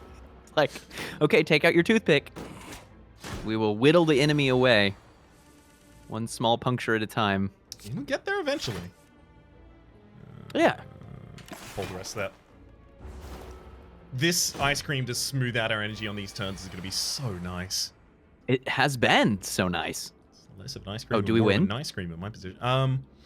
Corpse Omniscience Catalyst.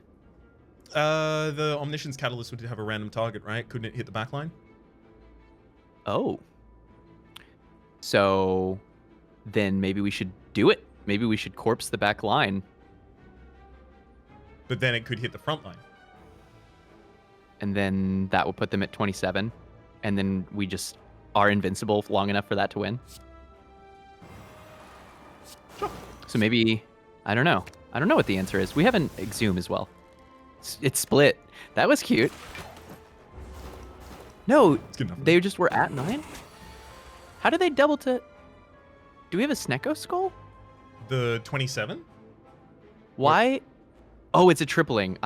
Yes. Look, you're going to have to... Look, there are a lot of things happening in this run. That's true. Extremely many of them. Ice creams. There's a lot of draw. There's retention. There's invincibility. Hang on. Do we just exhume the catalyst? Yeah. I mean, look, we will just be intangible for long enough. Yeah. Yeah, we will. Plenty. Spend 3 energy to get 3 energy. Sometimes you gotta spend money to spend money. Make money. Make money. You spend money to make money.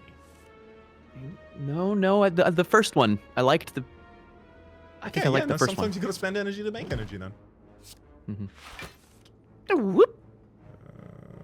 Let's get that panic button out there. Don't need to take 1 damage this turn. The thread and needle was very auspicious because it lets us not take those little chip damage. Mm-hmm. It's nice. Unremarked upon at the time, but still incredible. If this is a non-elite, we're leaving on the 4, right? And then we want that. Yeah, we should win here. Perfect. Perfect.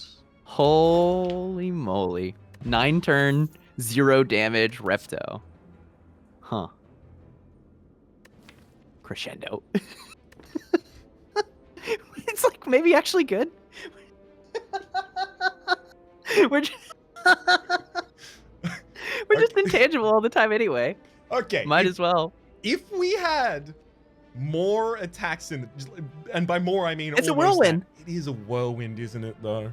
And we have ice cream. Randomized cost on the crescendo. It's true. That's a bummer. That's a bummer. Hey, scrape. Draw 1.25 cards. Maybe the scrape is great. And they're going to be good cards. We should try it. We should try it. I think I'm happier with that than the crescendo, just because the randomness goes on that. If we had like one more attack. So there's a world where you bottle headbutt, because then you can always bring back one of the cards that you discard. Yeah, so Omniscience plays on the first turn got a little easier. Yeah. Yep, I like that a lot more than the other options there. Blessing the Forge to upgrade specific cards. How many cards in here still? Okay, well, a Nightmare that hasn't been upgraded, or a Madness that hasn't been upgraded, right, but has had a randomized cost, could be cheapened, exactly. Is it better than a Fire Pot Ion at this juncture? That is the key question, is it not? So we just fought Reptos. This is going to be Nemesis or Big Head. If it's Big Head, the Fire Potion means nothing. The Fire Potion, if we're holding it, is basically because it's a 1/6 of the damage for Spire Shield or something, you know? Like, maybe it's useful at that point. Or, if the question mark is Double Orb Walker, it could be relevant. Not super likely, but possible. But, I don't know. I think I sit on the other side. I think I would have done the same. It's very marginal. Hey, do you want to regret? You're right. I didn't like the previous one, but this one, I feel like if I didn't take this one, I'd feel... God, like, after the fact... like, I'd feel bad as a result of it because of it. Look, I'm certain there's a better word for it. Real laddering, there might have been a way that we could take that there and give, like, a good card and then remove an Act 4. And then in the future, you know, we're offered a sweet Corpse Explosion or something, but... It's true. That world does exist. It is a hard one to try and play around. It's not the world that I want to worry about. It's not the world I want. Neither is this. I think Corpse Catalyst is already great. We miss out on extra... I mean, we do have the Exhume. That's our rest of our support for Catalyst. It's just, if the Catalyst is only the 27 damage on the enemy, that's all of our scaling outside of the Exhume, so it starts feeling bad. But we can't hold it this hand anyway, so... Oh. We could have done Blessing of the Forge to play Madness there, in the off chance that it made our hand more tasty. But... Sure. I think there may be a better position for that. Exhume and Omniscience is here. We can't end up putting it atop the deck in any way, right? But what we can do is just Omniscience a Deadly Poison plus and Exhume Catalyst. We'll have to settle for a Deadly Poison by base, or we can Omniscience the Nightmare on Exhume. Yes, we get to do it. Yeah, we're going to Disney.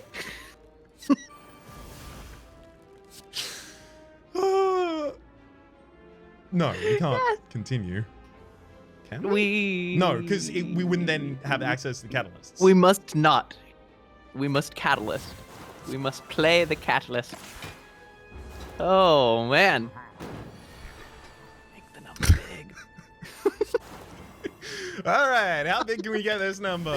Step right up, step right up. Count as high as our catalyst goes. This is the biggest poison number I've ever seen in the game. I've never seen higher than this. In 2,500 hours of play, I have never seen a 75,000. I've seen 1,000, maybe even 2. 75,000 poison. Ooh. That's pretty good, Raps. If only our deck was good, though. I just want to I want to digress. Can we go back? Earlier. Can we reset for a good deck? No. If only our deck was good. Rush down. 66 out of 66 life and 555 gold. These numbers. Please, my lizard brain. It's good that we don't get any gold out of the boss fight here. We get to keep the 555. Yeah, that's important. The Thai laughter right there. Is it outmaneuver? Oh, is it actually deadly poison? Yeah, we need the base to be higher, right? Do we? No. Yes? It feels like if we ever go off, it's enough. Right? Yeah. Absolutely. So then consistency is our consideration. So outmaneuver or foresight. Foresight's pretty good. That's true. I think I like foresight here. Okay. Okay. We have to kill Awakened One twice, which is so annoying. Oh, that is true. We can't throw out all of our value on that first kill. We have to have some kind of plan. Okay. We hope. Well, yeah, let's prescribe that, right? Let's actually get an idea of that before we start here so we know what we're doing. We've got the obvious play is the catalyst to get the first kill. If we use only a single catalyst in order to get the first kill, but then we have to slow down really, really hard. Wait, hold up, though. If we produce the same position that we were in the last fight, then we're golden. And we have Omniscience in hand. So is there anything we can do to try to be able to Omniscience Nightmare again, thus bringing back Exhume and things? If we do that, we'll absolutely win, because we have access to unlimited of the tools that we need to win. So we would want to throw a lot of cards here, but not hit Nightmare, but instead hit something else that is a good tool, like the Exhume, the Catalyst, the... Or we have well-laid plans too, right? So we can... an example hand to hold would be like well-laid Panic Button Omniscience. I think that's a pretty good hold. Leaving us the Omniscience for a later turn, possibly? Yeah, potentially. Yeah.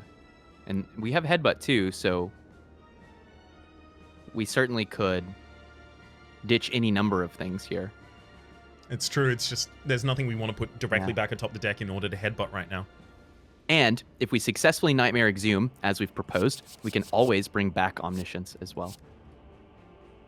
Which is like, so I like that. Yeah. Okay.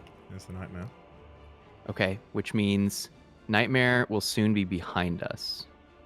So we can't Omniscience Nightmare, but we could Nightmare Omniscience?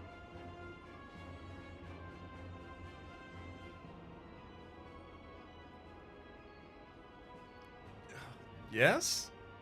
Hang on. So why Where are we going, Threebeard? No. I think you've got... Hang on. So Omniscience destroys the card, doesn't it? It does. It exhausts it. That's the only reason I don't think that's the correct play. Because should we Nightmare Omniscience, the next cycle, the first Omniscience we see plays 2 copies of the next Omniscience, which plays 2 copies of the next Omniscience and then has a free play off to the side, which plays 2 copies of the next Omniscience, has a free play off to the side. So for every Omniscience we end up chaining off there, we end up with that many +1 triggers of other cards that we get to double. The only problem is if we burn out all the cards that are providing the poison and stuff like that, we in trouble, boss. A ride is about to break down. We would have to have in hand, because we wouldn't be able to fish for the Nightmare anymore as well, because Nightmare would have been a constituent ingredient in setting it up. So no, I don't think we can do that. But we can Exhume the Nightmare. That is true. I forgot about that. These 3 are like pieces together. As long as we have... Nightmare and Exhume are the real kingpin pieces, I think. Because as long as we have Exhume, we can bring back Nightmare. And as long as we have Nightmare, we can make multiple copies of the other things that we need to do. Maybe we're forgoing this Omniscience and we're just holding Nightmare. You know, well-laid plans, hold Nightmare, hold Wraith Form. We can take a little damage. If we do that, we'll never lose. I like the never lose plan. A lot of my plans were a sometimes lose plan, which... Oh, Nightmare and Exhume are together here. A sometimes lose plan makes you sad a lot of the time, unfortunately.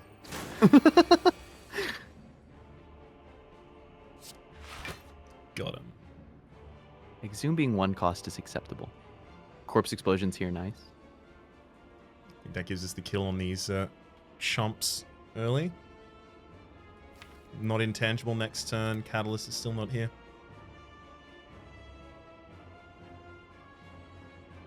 You haven't got good defense. It's like Corpse Explode and then Panic Button if we were doing that. Yeah. I think part of our plan is killing off these birds. I think we do really want to Nightmare this Exhume. get that whole thing started. And then take, what, 22 this turn? Nightmare Exhume and 21. play Corpse, and then 8, 3, 11, 1, 20, yeah, 20, 22, as you say. It's unfortunate. Hey, who's the target What's the for this Corpse alternative? Explosion?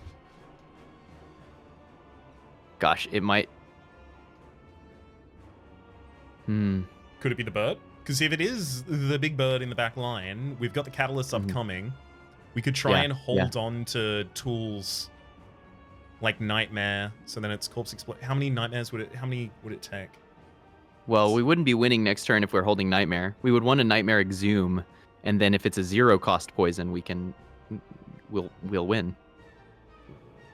Do we want to play around a 0-cost poison? I know that happens a quarter of the time, right? That's hard. I think there's a good chance that what we want to hold here is Panic Button.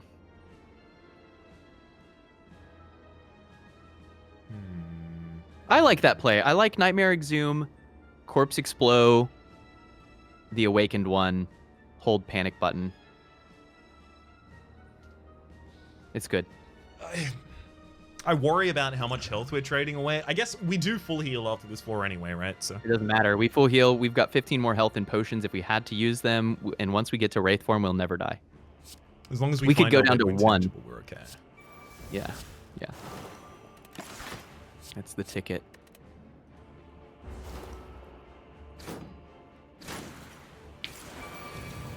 But you're right that we do have to not die in the getting there. So we could play 2 Catalysts. Is that enough to win this turn? It is not. No. Which means that this turn will want to be Panic Button, I guess. We do have a dupe pot if we end up needing to use it here. Hopefully we don't.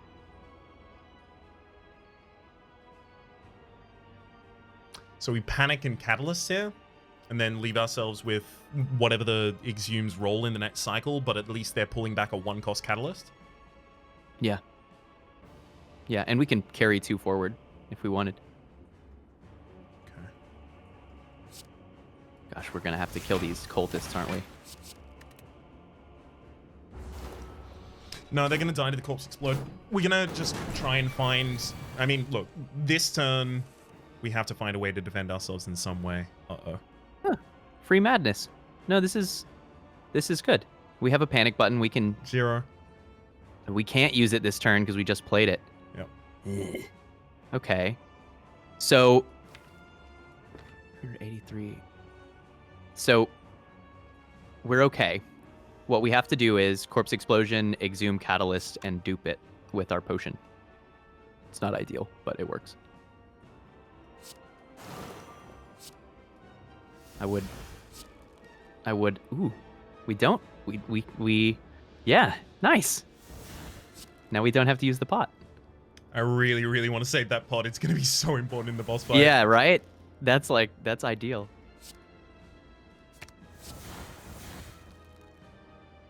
Wow, premium. Surprisingly close. Holding Panic.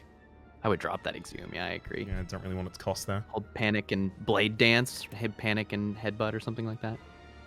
Headbutt, definitely. Hold Panic as well. I think the reason for the Headbutt is because now if we get an Omniscience that's 0 or 1 cost, we can just Headbutt the Exhume back to the top of the deck and then go. Yeah. 600 damage. Those cultists, I wonder if they've died. Oh, it's a great turn for Outmaneuver. Nice, nice, nice. No kidding, no kidding. All right, what do we want to Outmaneuvered. get back to the top of the deck? I mean, I guess Exhume or even just Corpse Explosion. We need more base poison on the enemy. Yeah. Probably Corpse Explosion, I think, yeah. Where is the Wraith form? I might not Headbutt anything to increase our chances to get to Wraith form next turn. Like, that's the main thing that we need to do to not die. That's true. That's true. Hold Panic to survive. Let's do that. Yeah.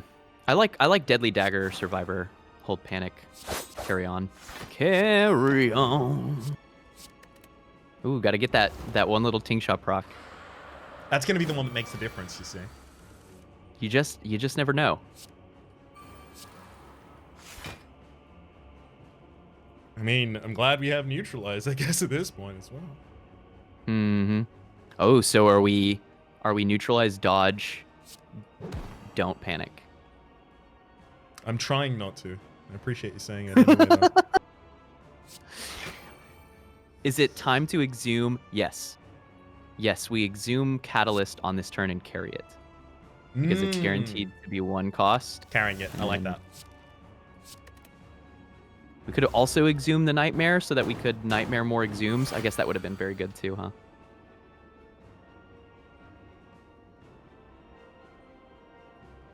Hang on. Is there any draw left in there? Shrug it off in there, scrape. So we could try and generate a new draw pile and keep the Omniscience in hand and try and go for the Wraith form with it. That's perfect. Click, click, click. Worst case, we draw the Wraith form and we play it. Best case, we don't draw the Wraith form and we play it. That's a lot of not dying. Alternatively, it is, but yes, exactly. Alternatively, we've got the Exhume that would double get back low cost catalysts here. I could use Panic button this turn to save face, and then catalyst the enemy, and then hold 2 1-cost catalysts in hand. So that takes them to 9 poison, 27, and that's not enough. it's enough in 2 turns, but this will be easy enough as long as we. I guess what, like Deadly Poison Catalyst now and then exhume the Catalyst for 1 more? That'll be there. Especially if we play another Corpse Explorer or whatever. Yeah, heck, even Poison Stab contributes. I guess, yeah. I guess there was a play where we held Wraith Form in that hand and then we Omniscience the Exhume to bring back Nightmare. And Catalyst. There's so many lines. This is a very complicated... The thing is that this gear is very complicated, but it's so strong that it's okay to not get it perfect. Mm-hmm. Which is really nice. So many moving pieces. Why? The Void came back? Wow. It really got me. It rumbled me, friend. That is not very kind. Outmaneuver and hold Corpse and Exhume, I guess.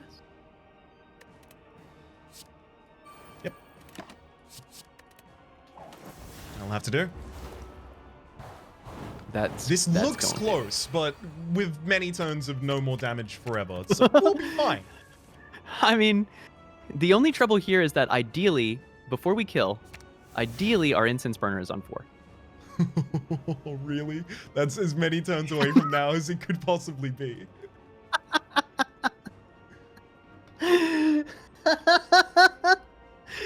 Could we at least get it to 3? Yes, we will survive until 3. We just throw down Deadly Poisons and we hold Catalyst. Mm-hmm. And we will have intangibility for long enough. I guess, like, yeah, we Gucci. We'll be fine. It's all good, Ryan. You don't need those brain cells. Compare the start of this run to now, and you can see the development of sweat. You can see it's like opposite of watching a wall dry. God. You're watching Ryan. I'm being covered in moisture. Gray matter oozing from your ear bones. Exactly.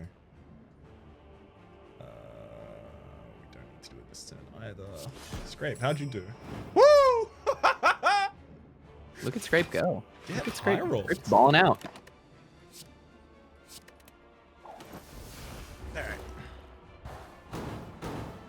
We took a really, really strange path through this fight, but it sure worked.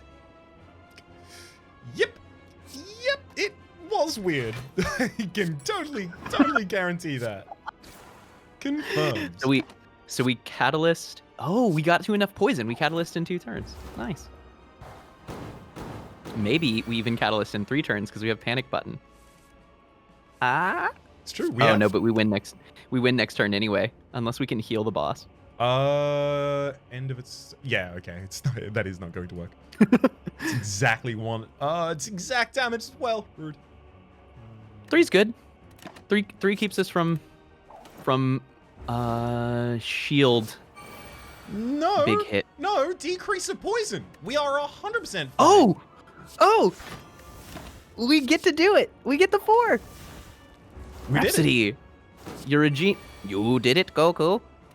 How hilarious would it have been to like accidentally place Survivor on that turn and Tingsha steals the wicked good setup from us, right? Like that is how the heart kill is gonna go. I guarantee it. Yeah. Have I been here before? And you may ask yourself, what are we upgrading? Panic button? Seems right? Footwork isn't really how we defend it all ever anymore. Yeah. We're so far beyond footwork dodge and rolls. So core to our gameplay is the Nightmare hitting a target that doesn't have an awful cost. However, should it have a pretty bad cost, we still kind of need to do it often early. We don't really have a huge amount of time in the heart fight, which is starting to say to me, maybe the outmaneuver saves us more times than the panic upgrade does.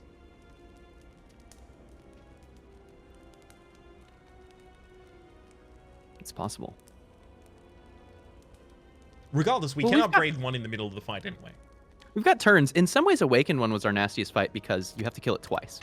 Catalyst and Awakened one have this, like, history battle against each other. Teak, if we kill the heart, it'll transfer all of that poison to... the next heart, to Ascension 3. Exactly. It's going to be fine. It's pretty good. It's pretty good. Teak, if I was confident in this run, I would have clicked this just to meme. Oh, man. It's not that I'm not confident, it's just... that turn 1 Storm of Steel. Things could happen. Turn 1 Storm of Steel, it's a real thing, yo. You know, that this can't toolbox even give us a card. puts us at 12 draws. What does it do? Does the card disappear? I think your opening draw happens before this, so I think it goes to your discard pile. Well, that could be fine. We could still put something in our discard for the next cycle. Sure, colorless cards are just a bit rough, with most of them being quite low cost. Well, but the powers are often 2 cost. Magnetism is a good one, and it generates cards that we can then play. Mayhem playing the wrong card on the wrong card kills us. Is not good. Is not good. But 5 Mayhem, which we produce, with Nemesis or with Nightmare and Omniscience. Now that I can get into. We even talked about that at the beginning of the run. It's coming back. It's all full circle. I like Centennial. Yeah, that's like I like removal. 2 get to 10 cards. Removal's pretty good as well. I'm more than happy with those ones. Is this now madness? Dagger Spray. Dagger Spray, yeah. It's just not what we're doing. I don't want the extra panic button. I think we're at full saturation with the 2 we have. I wish that this concentrate, if it was like stuck at 0, then it's great for us right now. Maybe if it came pre-upgraded, I would even still... Master of Strategy is not bad. It's not. Nor it's is not. second 1 panic. cost for it is still pretty good. It'd be 3rd panic. We have 2 more. Oh, wow. Yeah. That's the only reason I'm... Yeah. We took another one. Panic button and panic button. Dang. That's cool. That's right. I had forgotten about that back in the year 2020 when we made that choice. It's a very, very long time ago. As you can see, again, the time dilation effect coming in. I'll take it. Honestly, I have... I shouldn't be, umming and ahhing about all of this because there's nowhere else to spend this money now. This goes here or nowhere. No, because it's good to be looking for things to do, right? Like, maybe there's a world to where we wanted to take the Cultist Potion or take the 5 extra max HP. Ah, yes. That's where we get the extra panic button, you see? It goes in hand first? Oh, we have the setup, Raps. We have all the pieces. We have Headbutt. We have Nightmare. We have Omniscience. We have and you better Corpse Explode. believe that Nightmare is zero cost. We have Corpse Explode. So what do you want him to do? Like, oh my gosh. Do you want to like only discard the Corpse Explosion? and then Headbutt the Corpse Explosion and Nightmare Omniscience? And then Omniscience the Corpse Explosion? Question mark? I mean, we could do all of that while playing the Corpse Explosion the first time as well. You know what we should do? We should What's Nightmare that? Omniscience, and this turn we should Omniscience Wraith form. And then we don't have to think. Just be calm about it, yeah? Yeah. I like that. So we are... Omniscience hits Wraith form, Nightmare hits Omniscience prior to that. Mm-hmm. And there's like maybe some madness that we could do.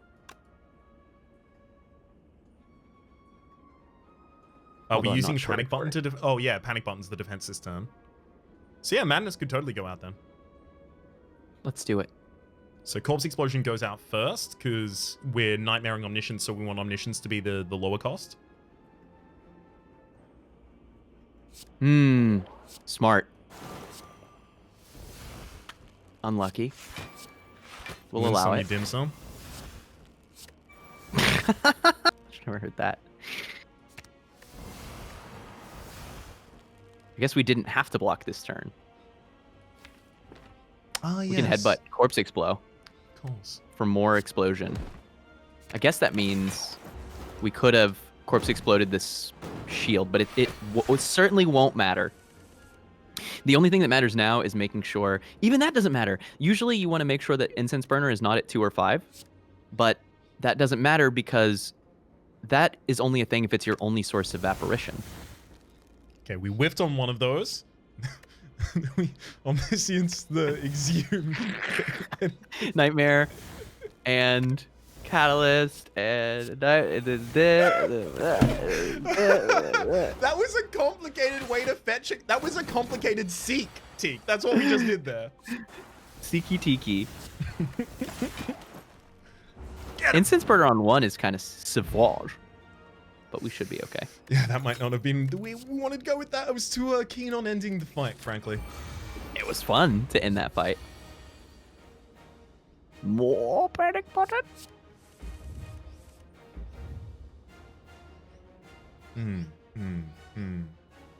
Ditch everything but Headbutt? How often are we using a Headbutt at the right rate here? Maybe we keep Deadly the Catalyst. Poison. Yeah, maybe keep Deadly and a Defend and Headbutt. I like Headbutting Catalyst to try to reroll its cost. That's the big thing that I want to do with this hand. Yes. Ooh.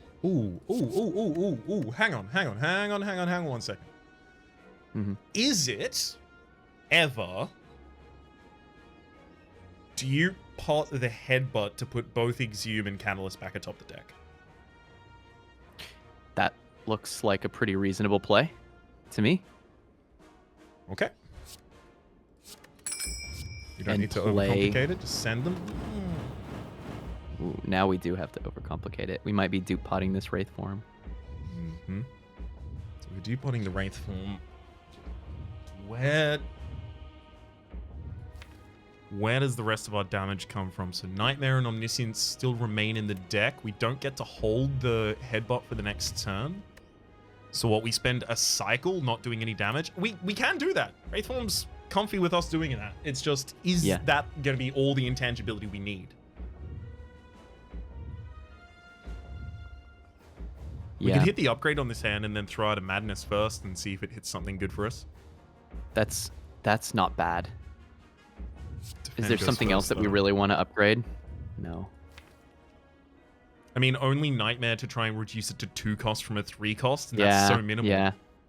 Yeah. Most of the time that won't matter. I'm Okay, happy that to lets get us that Deadly Deadly Poison out. Yeah. That's actually huge. And then I think you're right. I think we do still dupe pot the Wraith form here. And I think that that's okay because we've now gotten some poison online. And we can focus on cycling and just getting more. Getting more poison. Anyway.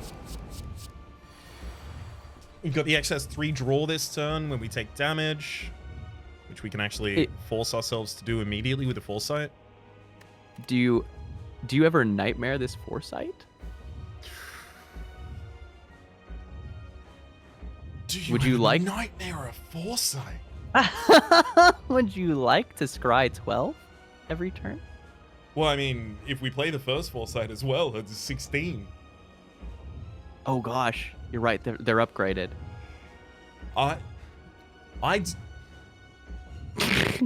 It's probably correct to well-laid plans, Foresight, and hold Nightmare. Probably. Yes. It's probably correct to do that. That's... And you would play well-laid first in case of Void. Exactly. Break glass. Couldn't have said it better myself. Raps is like, please. Please, Teak. Listen. Oh, man. Oh, we're on the verge of this deck is the thing. That it's like... Do you want to hold the Omni? But it was with the... yeah, I do want to hold the Omni, see for the possibility of the Nightmare hitting the Omni before the next cycle, and then just Omni chaining through the next deck. I'd be happy to Omni chain through the next deck.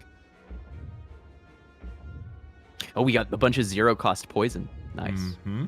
I guess we do have to kind of rush to get the Catalyst down before Artifact, because we're not very good at stripping Artifact. Do you... Oh, wait. Rhapsody, it's solved. It's solved. Okay. We have in our hand a Swift Potion, which means that we can this turn set up Omniscience to do whatever we want. And in our redraw, there is a Catalyst. That's it. That's the whole plan. You just play Deadly Poison, Corpse Explosion, Swift Pot. Yeah, I mean, we can only get to a maximum 300 damage anyway. That's... Yeah. It's not... numbers. It's not 75,000 like we got against Giant Head, yeah. Is there a way to use Nightmare to make that nastier? So yes? No? Yes? Maybe. Hang on. So, I don't know how many... Excuse me. I don't know how many people are super familiar with the idea of... oh, no, wait. Because the Nightmare would give us the Omniscience's next turn. So we would need to be one more turn away from the new draw path. I was going to try and show off Omniscience chaining, but no, we don't get the opportunity to here, unfortunately. So I think we actually do just default to that. Okay. Corpse, Deadly, Swift Pot. Omniscience Catalyst on our 2 energy. The Void couldn't even get us there. We avoided the Void. I thought about it. I didn't say it, but it was in my mind. Fine. We'll settle. I guess we'll win. I mean, you know, look, it's a nice run when exhume. We're gonna do some wild stuff. Yeah, Nightmare Exhume and Exhume Nightmare and go and go and go. So we can make this number. In fact, the damage cap gives us a chance to really grow this number. Okay. I want to backflip outmaneuver to fish. We're fisher people now. Still have our Just retain. Outmaneuver. Just get the extra 3 for the next turn. I like it. Yeah. You gonna discard anything at any point we want to put back atop the deck? Not necessarily. Although nothing else in hand really wants to be held anyway. It's nice that it's free, and it sure says it's doing 20 damage. Oh, because we haven't played any attacks. That's incredible. Still with us. Akabeko has come all this way, so we do have to cut through the artifact. Exhume is here, but it's so expensive. But we still just Nightmare it, right? Yeah, I don't think we can afford to re-roll that again. Yeah. And then we Exhume the Nightmare. Okay. It's all coming together. And then we Nightmare their headbutt. Right? You can Nightmare whatever you want, bub. Just click whatever Oh, for some reason that just reminded me of in cartoons where like a kid is suffering from a terminal illness, and the doctor just learns about it, and the kid asks like, "Oh, can I eat candy for our hospital meal or something like that?" And then the doctor just goes over and goes, "Oh, you can eat as much candy as you'd like." Yeah. Yeah. Very much the vibe I got. Sorry, Xeums. That was scary, but it was a good story. Omniscience. I can't hit anything, right? No. It can hit. Yeah. That catalyst did nothing because there was one artifact left.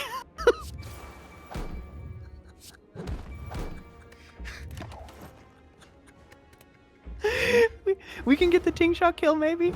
That's it. That's our way out. Thank you for finding it. Ding, ding, ding, ding. Oh, Scrape! Scrape does no Scrape kills. Scrape kills. Oh, Scrape, no. Scrape can discard for us.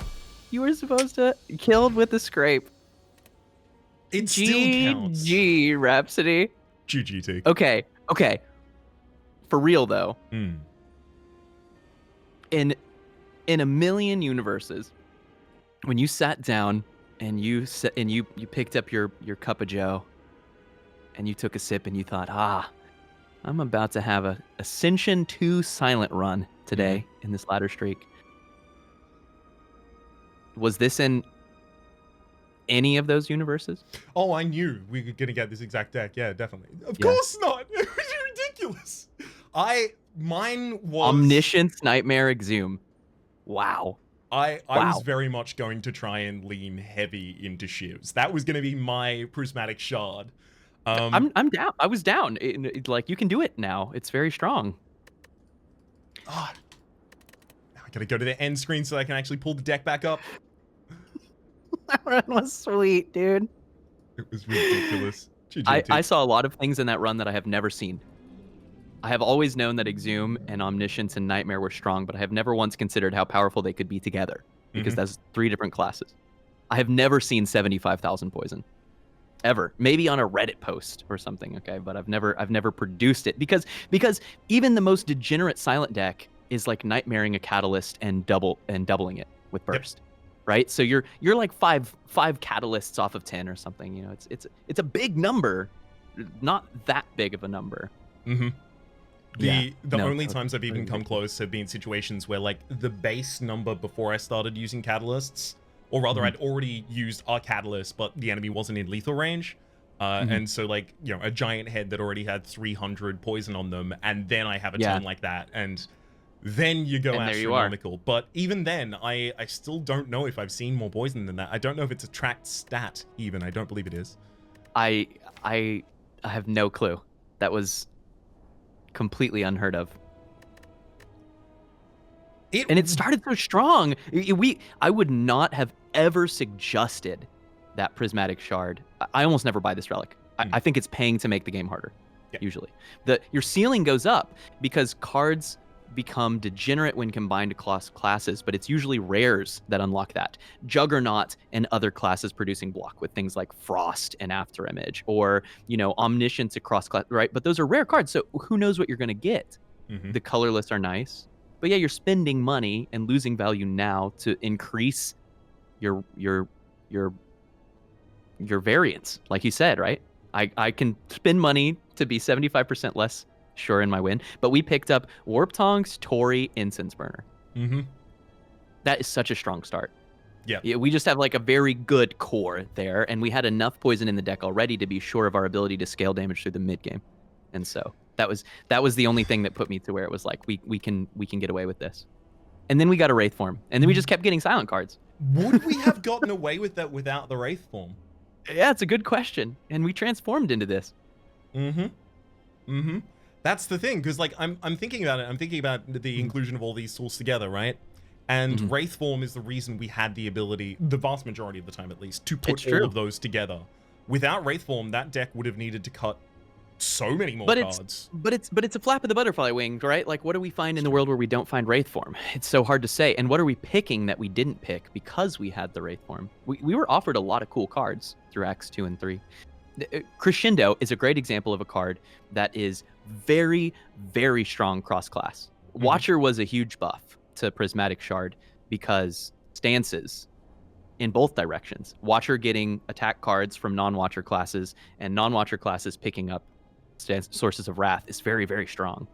So being able to play Glass Knife for just, 48 damage is a big deal. Yep. Yeah. And obviously, like, near the end, we weren't playing Footwork or Dodge and Roll or anymore. Like, so half of this deck that started to languish would have been more important in the world that we didn't take the Wraith form, and we would have been able to play into those. I think, yeah. And like Omniscient Footwork is really strong. Imagine a world where there's no Wraith form and we're just taking those 2 Footworks and having 12 Dexterity or whatever. That's pretty good. You just block. You play Dodge and Roll for 18 recurring block, 36 block out of 1 energy. That's pretty good. It's absolutely ridiculous. GG. That is one hell of a GG right there. Wow. Teak, have you? I'm not even doing the setup for the stream thing. I'm going. Have you had any runs in particular recently that you would like to highlight? My most recent run was pretty silly. It was. Can't remember if I think I did. I just played. It wasn't Max Elites. I just wanted to play the game. It was one of those weeks where I was like, I'm just gonna play Ascension 20. Not trying to win. I'm trying to lose. And I picked up a Barricade on floor 3, I think. This is not a great play at Ascension 20. I just need to put that out there. Barricade is a solid card, but that is not the card that you want weighing down your deck in Act 1. You want to take attacks that do damage. But I had taken Transform 2 from Niao, and so the transform was I transformed 2 defends, and I got a Flame Barrier and a Power Through. And so here I am with this deck with this pretty large core of blockability already. And so I picked up this Barricade, and I was like, if we can hold together, if we can survive these elites, then this will be one of the earliest setups of massive block scaling that I've ever seen. And that's where it went. It was Act 1. It left Act 1 with an Entrench and the Power Through, and then also Evolve and Fire Breathing. And the end game was amazing. Was totally hilarious. The rest is history. I won't spoil the run, but it was a really, really cool run to where we were effectively invincible, and we did a lot of damage, mostly without attacking. It's great. I love one of those good runs where, yeah, it was really great. You just sit in the corner playing solitaire and watch, you look up and the enemies are dead, and it's like, I guess I'll move to the Supervisor. next one. It's MGMT. It's like you don't play Nova Drift, but you've watched some Nova Drift. Yes. Right? Asteroid style space shooter roguelite. There is a build that you can put together to where you just have so many constructs, and then you give the constructs all these buffs, and you give the constructs all the shields, and you can eventually get to the point to where you just sit and your bots go and make good in the world. Go free and destroy your enemies. That is. It definitely felt like that. Very much the Ironclad run that you will find linked in the description down below. I mean, look, directly above it, you will also find the link to twitch.tv/sneakyteak, so that you can go and follow and watch the resident broadcaster personality here who is featured to my right. For the moment, though, my name is Rhapsody. The name of the game has been Slay the Spire, specifically Slay the Spire Ladder Streak. His name has been sneakyteak. Hopefully you've been enjoying yourselves, and hopefully we'll see you next week. Thanks for having me. Bye-bye.